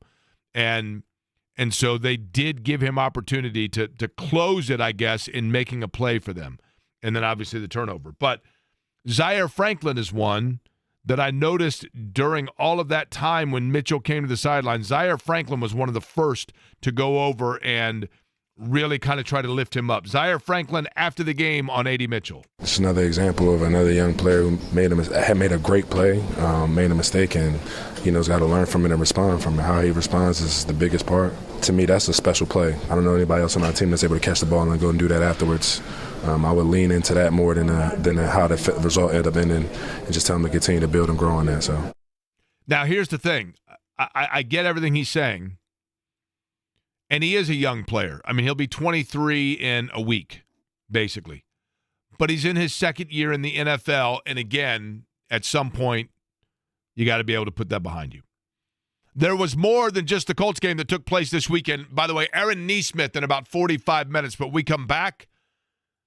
Did we see one of the biggest moments of college football get away from the state of Indiana and then find its way back? I'll explain what I mean next.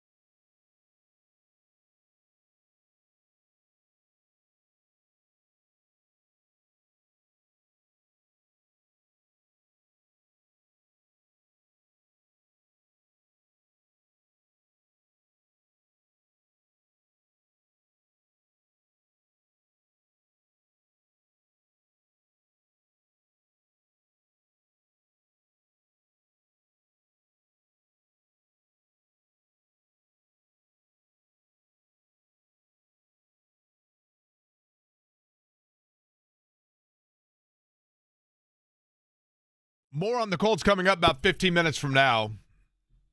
To the text line we go before I get into what might have gone away from and come back to Indiana over the weekend. Hey, Jake, the Reds should celebrate. They won more games that matter than 16 other teams. That from Matt and Avon. Hell yes, Matt from Avon. I appreciate the backing here. Jake, what did Carly Ursay say yesterday after the game? I actually did not hear. Did you happen to see? I didn't see anything. I don't know that they don't, they wouldn't post obviously the video from the locker room after the game yesterday because it was not after a win. Jake, the Colts aren't mature enough to deal with all the undefeated talk. Now they don't have to deal with that and have a good chance of having a one-loss season. I don't know that I'd go that far. I mean, although when you look at the schedule, it seems favorable, but they do have, they got to go to Kansas City. That's going to be tough. Pittsburgh's kind of a weird one because do you think Pittsburgh's kind of that team right now? Like, is Pittsburgh good? Yeah. I don't know. I mean, I saw this from Trey Essex, who's a good dude, former Colt and former Steeler, but he was watching the game yesterday in Amsterdam. There was a lot of question about, after the Steelers game, the interview that Aaron Rodgers did with Pam Oliver. Did you happen to hear that, Eddie? I didn't. See if you can pull up. There were people that were questioning if Pam Oliver was slurring on the air. And now she's had, I think, a history of like migraines or maybe even concussion. She may have at one point had like a neurological health issue. So I'm not making light of it under any stretch, but I didn't personally, like, people were making a huge deal out of it, and I didn't think it sounded that terrible, to be honest with you. But see if you can find that when she was interviewing Aaron Rodgers after the game yesterday. It went pretty viral in terms of, I don't know that I'd say she was slurring. She just was speaking very slowly. Did you find it by chance? I think I might have found something, so. Okay, This is after the game. You might want to listen to it first just to make sure that it's not somebody doctoring it up. Do we have it here? Pam Oliver yesterday? Here we go. I didn't know if you got to appreciate it at all, but the fans, the terrible towels, people having a mighty old good time. Were you able to get a sense of what was going on in your environment? She was speaking very slow there, but I'm going to say this, and I've not heard today any elaboration on that. But one thing I will give her benefit of doubt here. When you do live television, oftentimes you have a lot of audio in your ear, and especially if you're doing it like that where you are overseas and there's the chance of a reverb or what we call mixed minus, which is where everything you say is repeating. It can cause you to like, whoa, like, and you jump back. Now, a lot of times you'll see people pop that little thing out of their ear. I don't know if that was the case there, but you can't rule it out. But I didn't think that was as egregious as the people that were like, whoa, what in the world is going on? But that was kind of the storyline for a lot of people after that game. But my point being, are the Steelers good? I don't know. Are the Raiders good? The Raiders can run the ball. We saw that yesterday, but then they missed a field goal late, and Chicago gets that win. But Saturday, I'm watching college football, and I'm watching Indiana and Iowa. Now, Chris Ditto, former quarterback for Indiana, said the following to me, which I think was a really, really good point, talking about Iowa. He said, Jake, Iowa is an absolute hammer and hard to play against in Kinnick. Indiana did have an answer for Iowa's blitz. They won the game when Mendoza hit Surratt on the all-out blitz. That was the type of game that IU loses 99% of the time by missing the field goal late and then giving up a big pass play. But they hung in there and made Iowa pay the price. That was the type of game that can turn on one big play, and it did for Indiana. Somehow the football gods continue to shine on the Hoosiers thanks to the coaching staff led by Coach Cignetti. Go Hoosiers. That from Chris Ditto. I think it's a really good point. And so Indiana, I mean, you want to talk about clock management. Earlier Dave was calling about clock management. I have no idea what Iowa was doing in clock management in that game. But as I'm watching it, and Indiana comes down, and Mendoza throws a costly pick that seemingly cost him the game. And Iowa gets the ball, and they run literally the worst clock management in the history of mankind, but they miss a field goal. They had a chance essentially to run that clock down and then kick a field goal to win the game. They missed the field goal. It gives Indiana a chance. That was after a third down incompletion on a screen pass. Yeah, I mean, it was unbelievable. And so Indiana gets the ball back, and as I'm watching it, I'm thinking to myself. Also, thank you, Chris Ditto, for proving me wrong there. That's right. Indiana has never had, obviously, a Heisman winner, right? And, I mean, I'm saying Indiana University, not, Notre Dame obviously has. But the closest that Indiana came was Anthony Thompson, who lost it to Andre Ware, which was a complete joke in '89. And going into that game, and it's very early in the college football season, but Mendoza is getting conversation, and many believe is the front runner right now for the Heisman, partially because there just really hasn't had, we haven't had anybody that's like completely separated themselves just yet. And John Mateer is out for a month with a hand injury. You figured that would have been your front runner for Oklahoma, but since he has that injury now, I think you could say the quarterback at Oregon is in the mix now, right? Dante Moore, yes. Ohio State's got the problem for Ohio State is that they have multiple guys, right? So it kind of gets split around a little bit in terms of their offensive weapons. But Mendoza his numbers were not great against Iowa. But oftentimes the Heisman it comes down to you need a signature play. And I'm not saying that was a play that resonated anywhere outside of Bloomington, Indiana, or Iowa City, Iowa. But to step in there as Mendoza did and deliver that ball, and that play was as much Elijah Surratt as it was Mendoza. But to deliver that play and put that ball right where it needed to go to win that game and steal a victory away from Iowa, that's the kind of stuff, even though the numbers were not great. The problem is the numbers. You look at it, and he was 13 of 23 for 233. None of that jumps out at you like, wow. That's big-time quarterback production numbers.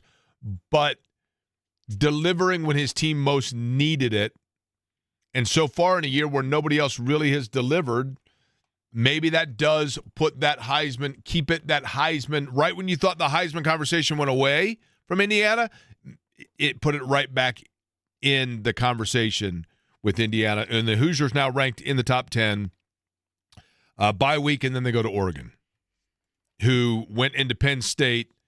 And as Penn State always does, James Franklin now 4-21 against teams in the top 10. How about Notre Dame demolishing Arkansas and getting Sam Pittman fired? Let me tell you, they did that. That game was never in doubt. I mean, there's a butt whooping, and then there's whatever that was. There's a butt whooping, and that game was never in doubt, man. Never. Yesterday, big Colts game in L.A. Big Colts loss, or was it? I think there are silver linings amongst the blue and white. I'll explain, and Aaron Nesmith going to join us 35 minutes from now.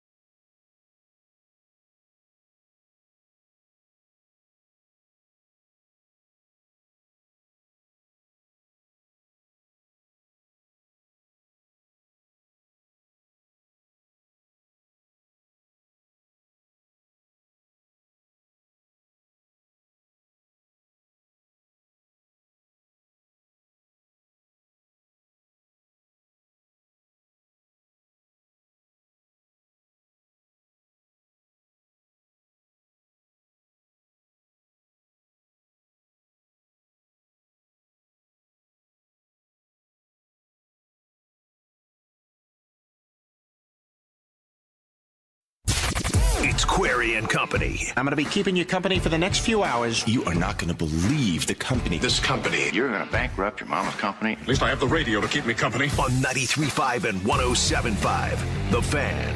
Shotgun snap for the quarterback. Looks left. Fires down the left sideline, and it is a catch. A.D. Mitchell. There he goes. Inside the 30. Down the far sideline. 10. 5. Touchdown. A.D. Mitchell. His first career touchdown in the NFL. The ball was loose. Prior to crossing the goal line, it went in and out of the end zone. The result of the play is a touchback. First down, Rams. It's a matter of losing focus and just a play that just can't happen. Just unacceptable. I just got to be better for the team and for the organization. In motion on the right side is Whittington. Shotgun snap for Stafford. Throws left, and it is caught inside the 5. Racing for the end zone. It's a touchdown. Puka Nakua. Jonathan Taylor finds a little bit of a crease. Shimmy shake. There he goes down the near sideline. A flag on the play. Taylor 20, 10, 5. Touchdown! Taylor scores. For the time being, the Colts have the lead, but a flag at the 45-yard line of the Rams. Number 10. Plenty of time for Stafford. Throws downfield. He's got a man. Hit playing Tutu Atwell. Racing the other way. He's going to score. 20, 10, 5. Touchdown. Credit to the Rams. They found a way to win it at the end. We got to be better. Obviously, we hurt ourselves in a lot of situations with penalties. We got to take care of the football, and that starts with me. Drop it like it's hot.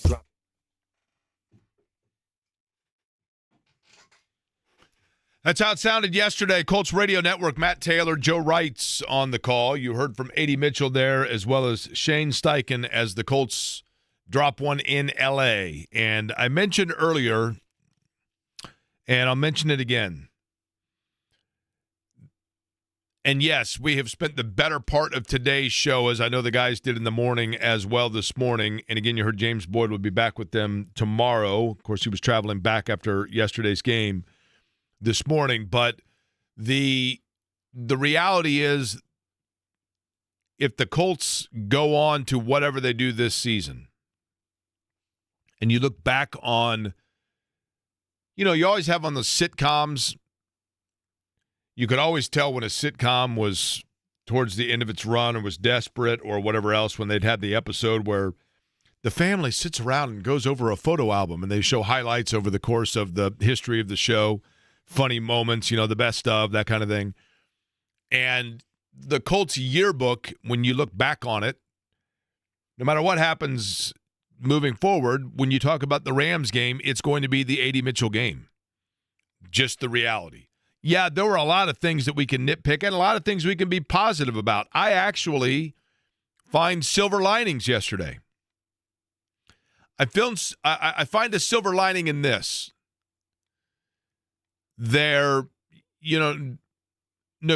and Stafford torched the Colts all day long. And Xavier Howard was, as Eddie, I believe you called him burnt toast, correct? I did, yes. That used to be the nickname we had for Nesby Glasgow in this town at one time, or Eugene Daniels back in the day. Or Greg Toller. Greg Toller, man. There's a name from the past. But if you look at the Colts yesterday and the areas where they were deficient, this is the silver lining. It's players that are there out of necessity and that weren't necessarily even players that were on the roster at the beginning of the year, but due to attrition. Jalen Jones is out. And Kenny Moore is out. And so you had Howard getting torched, for example. You had Mike Hilton, who, he was in the right spot on a couple of occasions, but again, a guy that is brought in because he was familiar with Lou Anarumo's defense. And then you had a situation where Anarumo, in a critical moment, only had 10 players on the field. Yeah, and it looked like, Jake, that Mike Hilton was the guy that was supposed to be out there that was not on the field as the 11th player. So again, you give a little bit of a reprieve, I guess, in the fact of, okay, there's an acquaintance period, a reacquainting period there, or these are guys that you are not presumably in the thick of the year assuming, and I know that injuries are like the Dow Jones. I mean, it's up and down, but if you're going full strength, these are not players that you're counting on. And that also goes to A.D. Mitchell, because you forget that Alec Pierce was not available, and so therefore Mitchell gets more looks, and it was seemingly kind of his breakout. But he had 3 catches. He had 2 to the point of that disastrous play where he dropped the football. And then he had the costly penalty. But you can sit there and say, we can't win if we have to be relying on this guy. Well, you presumably aren't going to have to be overly reliant on him for much longer, because Alec Pierce eventually will be back. But when you look at the situation with Alec Pierce, and I mentioned this with Chap about an hour ago, but I'll bring it back up. The 30 for 30 that was done on Bo Jackson, I've said this numerous times. Bo Jackson is probably my all-time favorite athlete because he was in his prime and was a marquee cultural phenom and icon at the time that I was at my most impressionable. You know, high school years, that kind of thing. And Bo knows and all of that.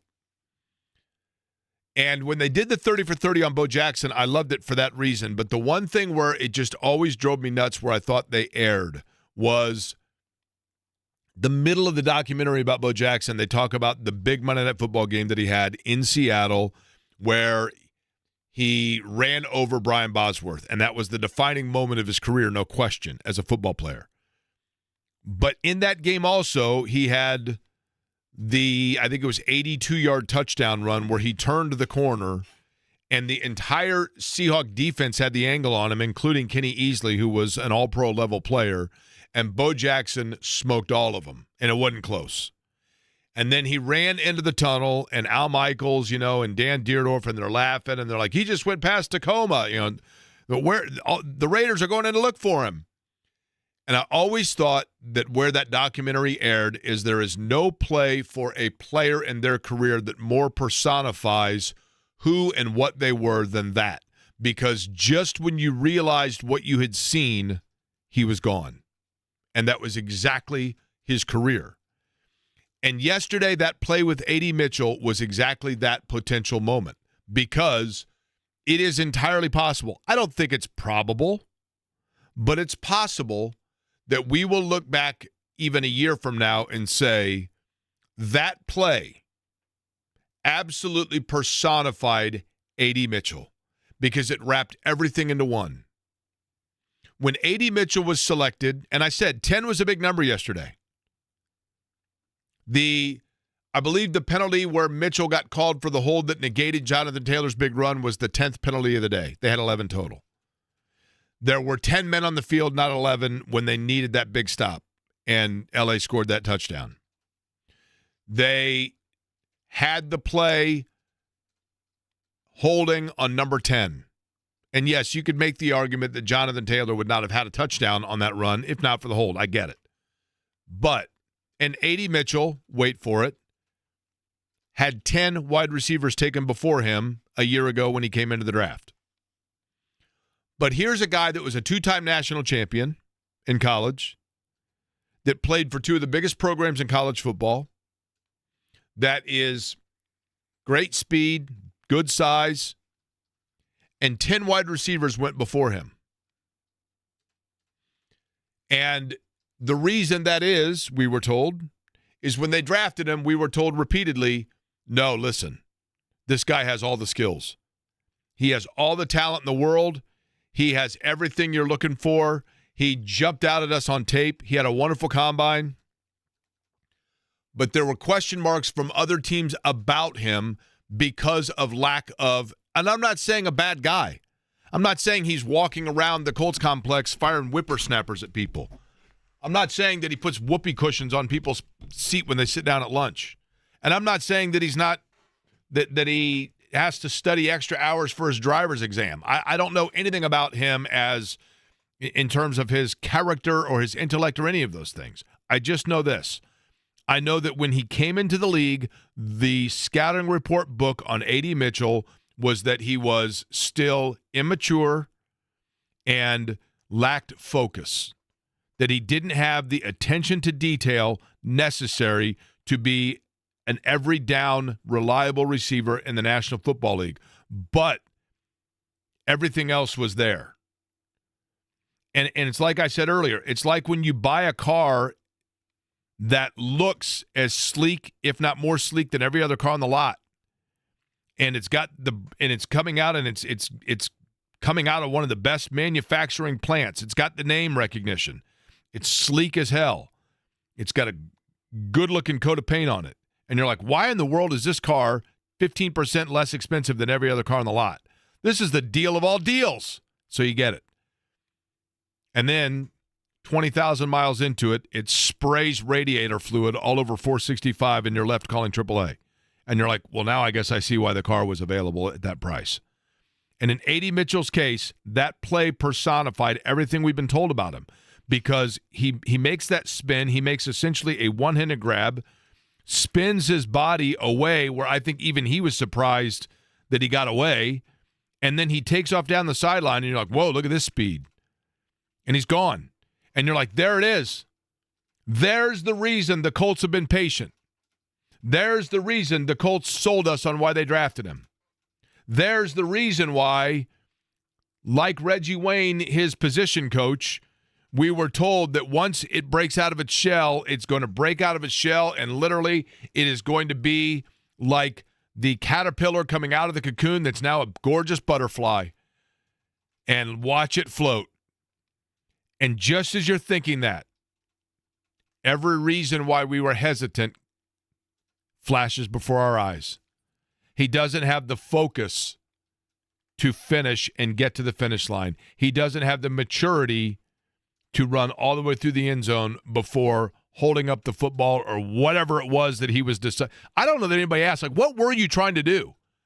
You're wide open. There's no one around you. You don't need to change hands. You don't need to pull the Tony Dorsett and move it over to your right hand because you know the defense is coming from the left. Was he getting ready to – and I'm wearing the shirt today. Somebody asked where I got it. I honestly don't remember where I got it. But my USFL Memphis Showboats shirt. I didn't even wear it intentionally. But the Colts got beat for showboating yesterday. But, and I'm going to look right here in this camera where Chiefs fan Steve said I've been squinting too much and I need to wear my glasses. Maybe I could even put my glasses on for it. Why don't you smile for the camera so you're not squinting? There you go. You can hear those numbers spiking right now. By the way, I was at an event on Friday night, and female listeners 31 and 32 made their acquaintance. Okay, hold on. How'd we go from potentially 26 to flubbing it? And I was like, no, I'm adamant. We've got 28 to 31. I think it's actually probably 30. We're probably capping it at 30. But so I have my glasses on now to say this to A.D. Mitchell as I look at the camera. A.D. Mitchell, son, it's not your fault. It's not your fault. It was not your fault that you dropped that football prematurely and cost yourself your first career touchdown. It's not your fault that you dropped that football and cost the Colts 7 points. And on a critical play where Jonathan Taylor broke free and looked like perhaps the Colts put it in the bag or at least put themselves in the driver's seat and it was negated because of your holding penalty, it's not your fault. When we look back at the fact the Colts are 3-1, and who would not take that? They're 3-1. The football gods maybe balance things out a little bit. In the words of Mr. Hand, they had the unique occasion to square the account because... What are you people? On dope? Because the Denver Broncos, we forget, had their moment where they were on dope and they had a dopey leverage penalty that gave the Colts another chance for Spencer Schrader to win that game. Leaping. And they should have been. They should have been. In fact, Al Michaels still incredulous over what that is. What is that? They should have been coming into yesterday 2-1. We get it. But they went in against a really good Rams team, and you have to be encouraged by the fact that they should have won that game. But woulda, coulda, shoulda, I get it, right? If ifs and buts were candy and nuts, we'd all have a Merry Christmas. A.D. Mitchell, it's not your fault. That yesterday lapse was the fault of around you some sort of a weird vibe. I'm not saying locker room wide, but in a culture that has enabled you to that point. Because your star running back teammate, an all-pro level player, one of the best at his position in the National Football League, did the exact same thing a year ago that cost your team possibly a postseason berth.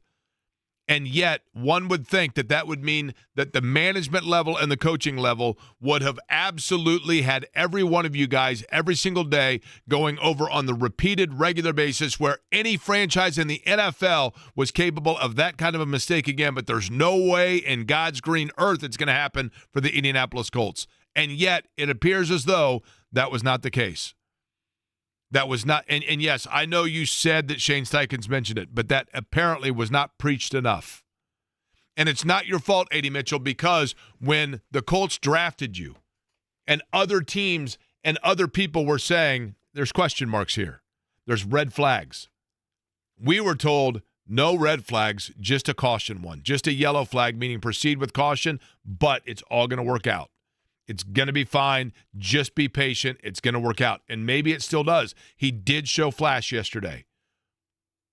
But what we saw yesterday, at least in the case of this particular player, was zero accountability to this point. None. And in a franchise that, to this point, is having their season put back onto the right side of things by a quarterback who is replacing the one where there was really no accountability for him. Because Anthony Richardson took himself out of a game, and yes, he then got benched for it, and I credit Shane Steichen there. But ultimately, they handed the keys back to him, and they basically have said all along, no. We still believe we still are going to be patient. A.D. Mitchell knew going into that game yesterday, to this point, there has not been accountability for him. And I don't think they should release him. There are people that say that, they got to cut A.D. Mitchell. I'm not saying that. But I think the thing that was the most brilliant is when I asked people to send me their 4 words to describe what the Colts season looks like so far. The most common answer was better than I expected. Get it? But the one that I thought was the most brilliant was A.D. got AP paid. And that's probably true because Alec Pierce is in a contract year, and now, boom, we see more than ever how important he's going to be because how much longer can we wait? We saw yesterday the physical gift is there. But now you wonder how A.D. Mitchell responds from that because not once but twice. And he looked like a guy that was a deer in the headlights after that. He made a big play for them on that final drive, but you do wonder what that's going to do for him and what that's going to do in their belief in. I know they can say that they still believe in him, but that was a pretty big blunder, 2 of them. But you still have to be in the big picture. In the big picture, you have to be encouraged because they're 3-1. They went into a game in Los Angeles against what I think most of us believe is a really good team. And if you had to break it down into quartiles, what quartile are the LA Rams? I would put them in the upper quartile. I mean, I think most people think they are one of the better teams in the league, right? Yeah, they were my NFC Super Bowl pick. Fair. Going into the season. And for the Colts, the Rams didn't win that game. The Colts lost it. And so, yeah, you can look at that and go, man, what coulda, shoulda. But then you look at the schedule, and it's pretty favorable where it's not it doesn't feel like now that we are a quarter of the way into the season. I know it's 17, not 16, but essentially a quarter of the way there. We're in turn 1 of the season. And it's a long year, and a lot can happen. But the schedule looks far less arduous than it did at the beginning of the year. And now it's not as – now you look at it and you're looking for places where you would not expect them to win. I mean, going in and playing the Chargers in L.A. is going to be tough. Going to Arrowhead is going to be tough. And maybe Pittsburgh's going to be tough. But outside of that, every other game, you kind of expect them to win at this point. Long year, I realize. What team is it right now, Eddie, that we are 4 games in? couple of them still to be played tonight. But we do this at the beginning of the year. Give me the team that deep down you're like, are they good? Jacksonville. Okay, fair. Tied with the Colts right now, right? 3-1. They should be 4-0. Their only loss was that game where Joe Burrow gets hurt and Jake Browning comes in and wins. That's their only loss. They won against the 49ers yesterday. I'll give you one. Seattle at 3-1. Yeah, that's another one. Are they good? That is another one. I don't know. Are they good? You know what I mean? Okay, now, how about this? Chicago, they good?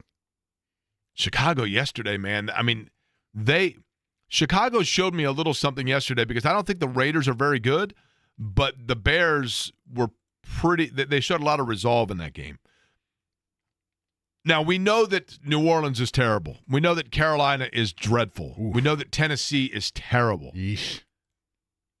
But give me the two teams that you're like, are they not very good? Are they in trouble? Well, there's a big one. Baltimore, for sure. For sure. And now Lamar Jackson's had a hamstring injury, so you wonder what the future is there. Not the future, but you know what I mean, what the immediacy is going to be there. Is Washington's hard to say because Daniels is hurt, but they're 2-2, right? I thought Green Bay looked really good last night despite losing that game because Jordan Love showed me a little something. Their clock management late was terrible. Yeah.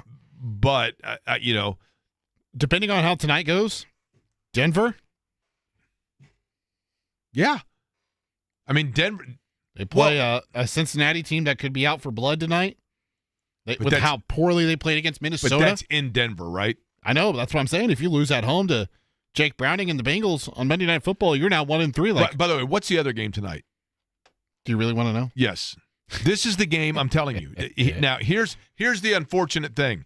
The unfortunate thing is that right now, somewhere in the United States, there's a maximum security penitentiary where all the guys just found out that because nobody had any sort of a disciplinary issue this week, they're getting rewarded, and they're all allowed to watch Monday Night Football. And then they find out that it's this. Jets and the Dolphins. Gah. I mean, first off, just the horrific nature of the two ugly, like the green uniforms. 0-6 between the two of them, right? It's very unfortunate this game is not in New York because we could have an Antonio Brown repeat situation with Tyreek Hill. That's always up for a possibility. No question. You know, taking your shirt off, taking the pads off, just run across the field, deuces. The game is in Miami, though, right? Yes, it's in Miami. Yeah. Justin Fields is back for the Jets. So. I did know that, coming off concussion protocol, right? Yes. Where is Zach Wilson now, by the way? He is the backup in Miami. Is he really? Yes, he is. What a storyline there. Let's go. Although it's at home, so it's not like it's returning home, even though Tua is obviously playing. But nonetheless, the point being, when you look at the AFC, you've got to be happy about the Colts because they're 3-1. All three wins against AFC teams, too. That's also big, the fact that their losses to an NFC team, right? It stings a little less. And, it's weird. How weird is it to think that they could be in a situation in late November where they're going into Kansas City and those two are deadlocked, like, let's say, in a wild card chase?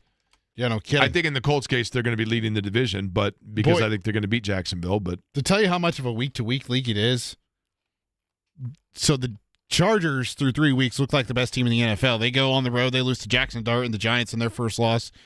Kansas City bounces back with a dominant win over, Baltimore at home, and all of a sudden it's it's still the Chiefs division. Like, come on, people! Like, it's just one bad game for the Chargers. How about the New York Giants getting a win? They lost Joe Alt in that game. Unfortunately for them, it was only a high ankle sprain. There was not a broken bone or anything, so he could be sidelined a couple of weeks, but at least it's not another injured reserve situation because they're already missing their starting left tackle in Rashawn Slater. He had that season-ending injury in camp, so they moved Joe Alt from right tackle to left tackle. He goes down yesterday. Jackson Dart looked pretty good, right? He looked okay. He can run a little bit. Hopefully we can get Ralph refund because I'm fascinated by this, Jake. So Malik Neighbors goes down yesterday with a torn ACL. Out for the year, right? And Odell Beckham Jr. has some strong words about playing on grass permanently, no matter where you're at, instead of turf, because, I mean, it's been documented over time and time again how bad the turf is there at New York, and it should not, injuries like that shouldn't happen when you're just going up to jump up and go up in the air and you're launching yourself off the ground, and that's how you tear your ACL. Like that should not happen. It's amazing to think of the old Hoosier Dome days when literally those guys were playing on concrete with a half an inch of foam and then AstroTurf on top of it. I mean, the number of just rug burns alone you would get would be awful. Aaron Nesmith, by the way, did you say he's about to call in? Double A, yeah. Aaron Nesmith, it is Pacers Media Day. Aaron Nesmith, apparently, Eddie just got word, is going to call us, and he's going to do so in just about 5 minutes. So we will talk to the Pacers swing forward. He has the best shoes, by the way, on the roster. I know that Halliburton has those Pumas, but I love the blue and yellow New Balance of Aaron Nesmith. But he joins us next.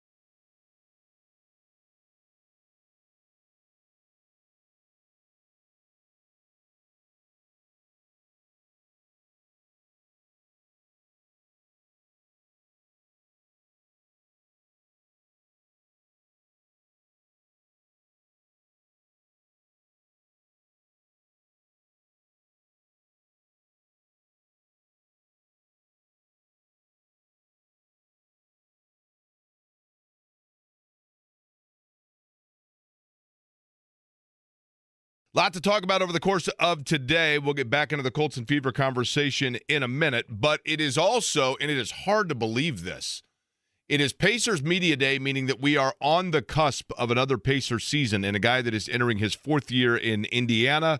He just hit another three-point shot against the New York Knicks. Aaron Nesmith joins us on the program. Aaron, how are you?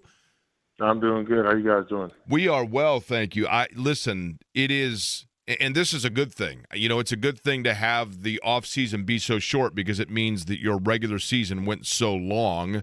But for you, I am curious from a player's standpoint, with the way everything went last year, and as deep as you guys got, did it cause for acceleration of let's get going, or is the body still needing more time?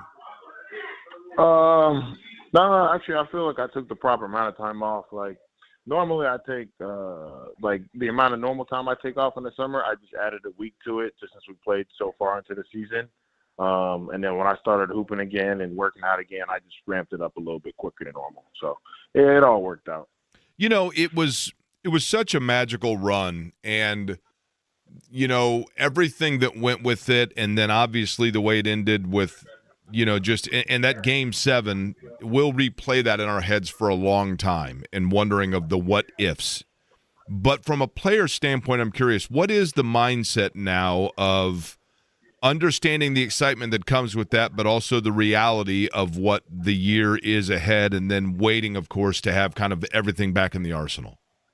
You got to turn the page. You know, it's a brand new season. You know, there's going to be a new champion crowned at the end of this year. And, you know, you got to start working from that today. It all starts tomorrow in training camp. And, you know, all you could take is really the lessons you learned from last season. You know, the trials and tribulations, the ups and downs, and try and have a better start this year and, you know, hit the ground running. You know, obviously with Tyrese out for the year and Miles now in Milwaukee, does your role change in terms of, obviously we know what your position is and, you know, the starting situation, but in terms of what you need to bring, do you have to diversify your game at all? Yeah, everybody's got to take a little step up. Everybody's going to have to do a little bit more, but it's going to be done by committee, you know. Five people on the court at one time, so everybody's going to have to take a little step up in their production and what's asked of them, but, you know, we'll all get it done. What teammate is the one that most intrigues you in terms of what you might see from them this year? I think Jarris Walker has a real chance to take a leap this year, and, you know, he has all the tools, and I talked to him about, you know, what he did this summer and how much he worked and how much he prepared for this season, and I think he's ready for the challenge that's ahead of him. Aaron Nesmith is our guest as the Pacers resume, and we'll get underway, get everything going here before we know it. And with that, Aaron, when you talk about Jarris Walker, you know, your situation, being a guy that was in Boston, got, you know, buried a little bit there, and then as soon as you got your chance here, you really did flourish. What sort of things can you tell young players about that and about seizing that opportunity? And are you the type that would go to them and say, hey, let me tell you what I went through and what worked for me? Yeah, I mean, I told him that when he first got here. I told him he was in a similar situation. I was in Boston, just guys in front of him, not a big opportunity to play, but always stay ready, be ready, because you never know when your name is going to be called. And whenever you get your opportunity, you know, people say luck is when preparation meets opportunity, and I believe he's prepared for it properly, and he's going to be ready. By the way, do you believe in the zone? Like when people say that athletes get in the zone and all of a sudden, you know, I remember Jordan said like the rim becomes like a big old bucket, right? Do you believe in the zone? Oh, yeah, it's real. We call that, like the flow state. Okay, so the flow state is what it's known as now. Okay, now, the reason I ask, and I think that with everything that took place and all of the excitement of the miraculous finishes that you guys had and getting to the finals and all of that, historically, I worry that perhaps we're going to forget about being in the flow state like you were against New York. Were you in that zone in that game? Oh, yeah. It was nothing like that. That's I always say, you know, all the work you put in, the early mornings, every lift, every extra shot you take after practice, before practice, it's for those moments. Like, you do all of that so that when you do enter that state, it's just all rhythm. You lean on the work that you put in, and it just literally feels like you're floating. You're just vibing. Well, you were, no question about it, right? And yeah. You're an interesting one to me, Aaron, because your three-point shot, it almost seems like sometimes you're more in that flow state, if you will, when it's accelerated. And that, wide receivers often say in football that the hardest pass to catch is the one where they're wide open. Is the same thing true as an outside shooter? Is it more a rhythm thing? If you're wide open and you've got time to square up, does it almost then become more of a challenge? A little bit, because you have more time to think. You're not in the rhythm of your jump shot. And I think, all my life I've always been such a great shooter that nobody leaves me open. And so more times than I'm more used to having somebody sprint at me full speed, trying to keep me from shooting the ball opposed to just letting me shoot it. So I see it more. By the way, were you surprised by the Miles Turner decision? I was. Did you guys speak to him? I mean, has he, how does that work in professional sports? You're teammates, but I assume you're also friends. So how does that work once that all goes down? He sent, the message to the group chat about his decision and why he made it. And, I'm just the type of guy that, I wish him nothing but the best. He did what he thought was right for him and his family. And we'll see him when he play Milwaukee. I'll give him a big hug at half court. But once the game starts, you got to win the game. Did he say what the reason was? No, that's him. That's for him. That's for him to speak on. See, I was in the flow state there. I had to ask, right? Yeah. Right? You got to ask. Right. I get it. Yeah, you got to ask. Hey, what did you do in the off season? Because for fans, I think we all basked in the glory of what the run was, but then there was also the what could have been, right? But for you guys as players, what did you do to kind of get away, clear your head, reset the table in the off season? I think I spent proper amount of time reflecting on, what we just did and what just happened. And I try to turn the page as quickly as possible at the same time. So I tried to have fun and, get my mind off the loss and, but at the same time appreciate it and understand what we did was special for our city, for each of us as an individual. We just accomplished so many different things this year. And, I've had so many people come up to me and just say, you've made me an NBA fan again. And so it's the little things like that kind of, make me feel really good about how far we made it. When they had the image of you on the Arts Garden down here downtown with the huge thing that said finals and a 4-story high photo of yourself, I would have taken 250 pictures of that if it were me. Did you do that? Nah, I'm sure my family did. No, I try to bookmark as many things as I can, just because I know later in life I'm obviously going to want to look back at them. But I let my family do all the picture taking. Have you gotten a chance to enjoy or watch the Fever run? I have. I haven't been able to make it to a game yet, but I have been keeping up. Do you guys feed off one another? I realize your seasons are different, obviously, but and your facilities will soon be completely different. But do you get a chance to kind of interact with one another, or at different events, things representing the franchise? Sometimes, not too much, just because, like you said, our seasons are at different times, and a lot of times during our season they're playing overseas or they're playing in the different leagues and such. So they're not always around, but there's always usually this period right here, there's always a gap in where we'll do events together, we'll see each other, and they always come to our games. We go to their games, so. We do mix it up a good bit. And lastly, you're an interesting one because you grew up in South Carolina. Aaron Nesmith, our guest. When you were a kid growing up, did you have an NFL team? Would it have been the Atlanta Falcons or Carolina? Unfortunately, as of right now, it's the Carolina Panthers. I'll never switch up.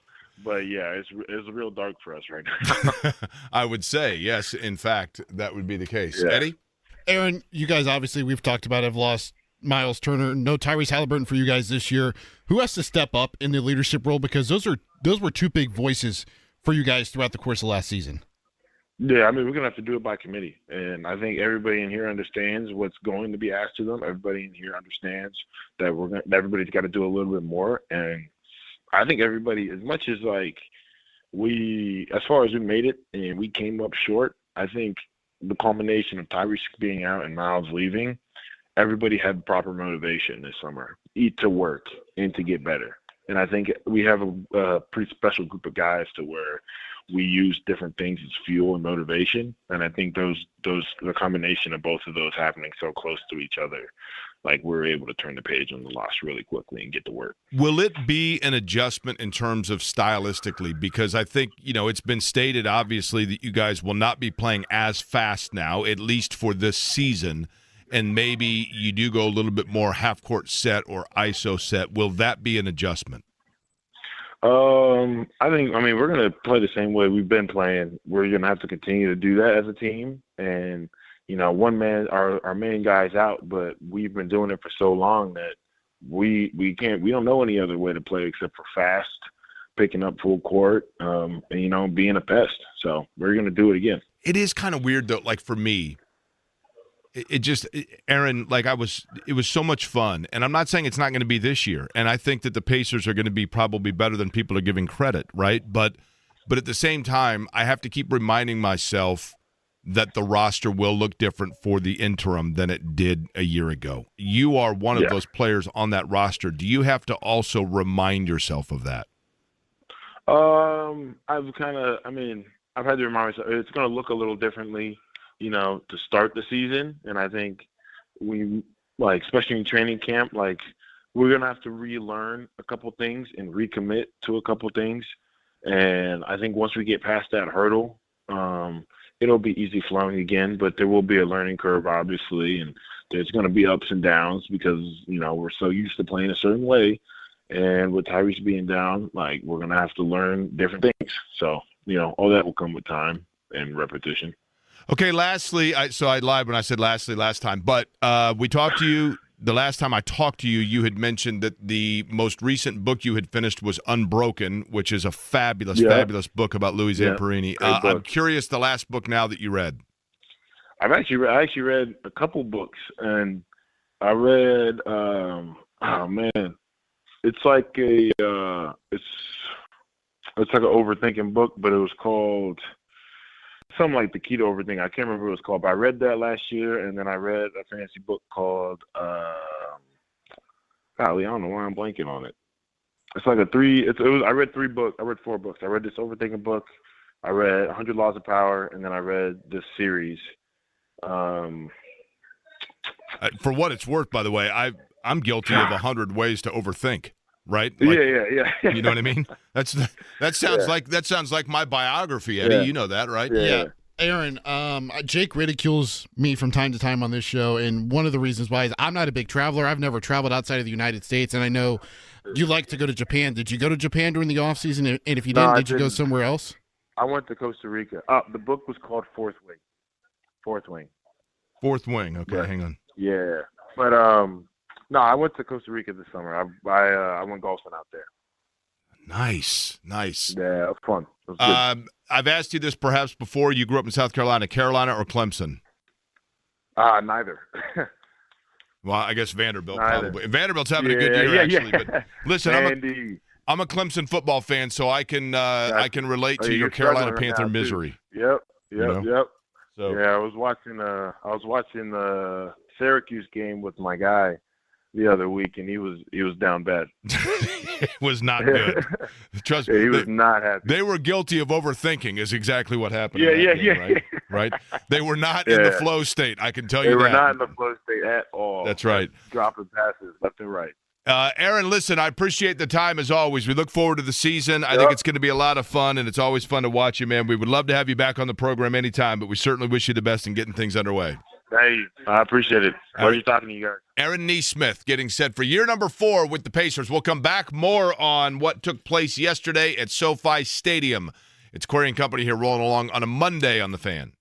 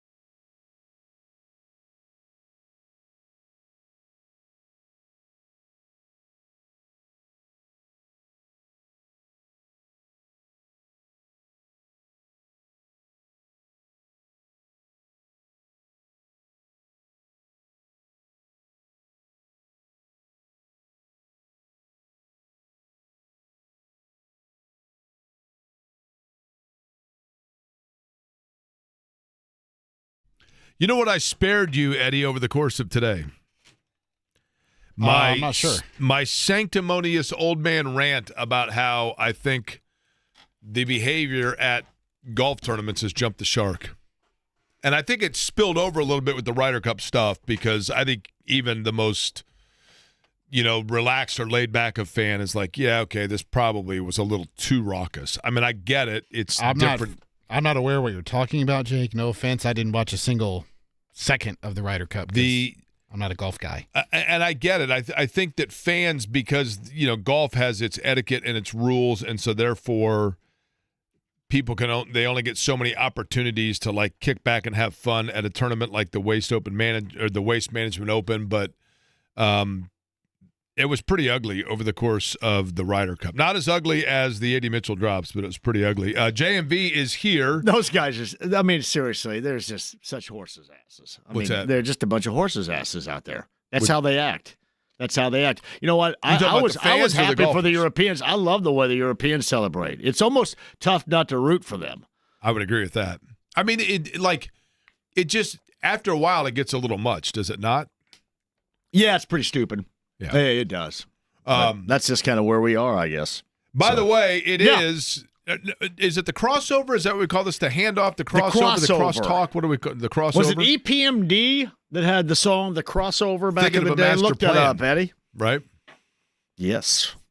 Brought to you by Love Heating and Air. Love-HVAC.com is the website. 317-353-2141, the telephone number. John, you obviously have got a lot to talk about today, right? Did you spend 3 hours ripping on Eddie Mitchell? Pretty much, although, like Daniel Jones said, I thought it was interesting when Daniel Jones said, a game isn't made by one play, and I'm like, right, which is why he needed a second one, right? Yeah, no. Well, yeah, exactly. I mean, he put it to rest. It was minus 14 for Eddie Mitchell, and that's going to get you sunk. I think, is Lou Anarumo, is they allowed to bring in anybody that doesn't, have connections with him? Correct. I mean, anybody off the couch can just go play as long as they played for him before. Isn't he? Somebody said that to me. Yeah, Stephon Gilmore. He's out there. I mean, it's part of the reason why he got fired in Cincinnati was the fact that he didn't play any young guys, so none of their young draft picks developed. Kind of doing the same thing here. I will say this. I think that we have been there and done that with Howard, so I don't know what more you have to know or understand here. What are we trying to do? I mean, Howard, obviously. And that's who you line up against Nakua the entire time? You're just clinging to life until Jalen Jones and then Kenny Moore and the rest of them are back, right? Yeah. I mean, that's kind of where they are. I will say this. Is there any part of you that wants to say, hey, they're 3-1. Can everybody shut up? Yeah, that was because they really should be 2-2. And John, here's the other thing. The football gods kind of balanced it out, right? Because they probably should have lost to Denver, and they should have won yesterday. But I think in the grand scheme of things, you have to be fairly optimistic. I mean, they're 3-1. They played a pretty good team on the road. They have a crap schedule for the most part. Correct. Yeah. I mean, that's the thing. You look at their schedule. We were talking about that earlier. They still got to go to L.A. and play the Chargers. And then you've got obviously the Chiefs are going to be a tough game, right? And then do they have they don't play the Ravens? Well, Houston's got a first-place schedule, and they suck. If you watched that game yesterday, it was an absolute brutality against Tennessee. The only team you need to watch out for is Jacksonville. If you can't beat Jacksonville, what do you deserve? Right. So that to me is it. But I'm listen, yeah, that was costly. And in the whole A.D. Mitchell thing after Jonathan Taylor a year ago, see, there's no way people say, I want to cut him. He needs to be cut, send him packing. They're not going to do that. Well, they're that's going to back him up. He's a reaction. second rounder. Never going to And Jonathan Taylor did it a year ago, and I know he's drastically different, but Jonathan Taylor did it in a situation in which cost them the postseason with Denver. So, yeah, it stinks. But I will say this. They win that game also if Alec Pierce is healthy. Totally. Because Alec Pierce goes up and gets a couple of those passes from Daniel Jones there. He holds on to it He holds on to it until they score. The logos and the letters, right? Yeah, exactly, buddy. All right, John's up next. He will be with you until 6 o'clock tonight. I thank, again, Mike Chappell and Aaron Nesmith for joining us. We will be back with you at noon tomorrow. Thanks for listening to Query & Company.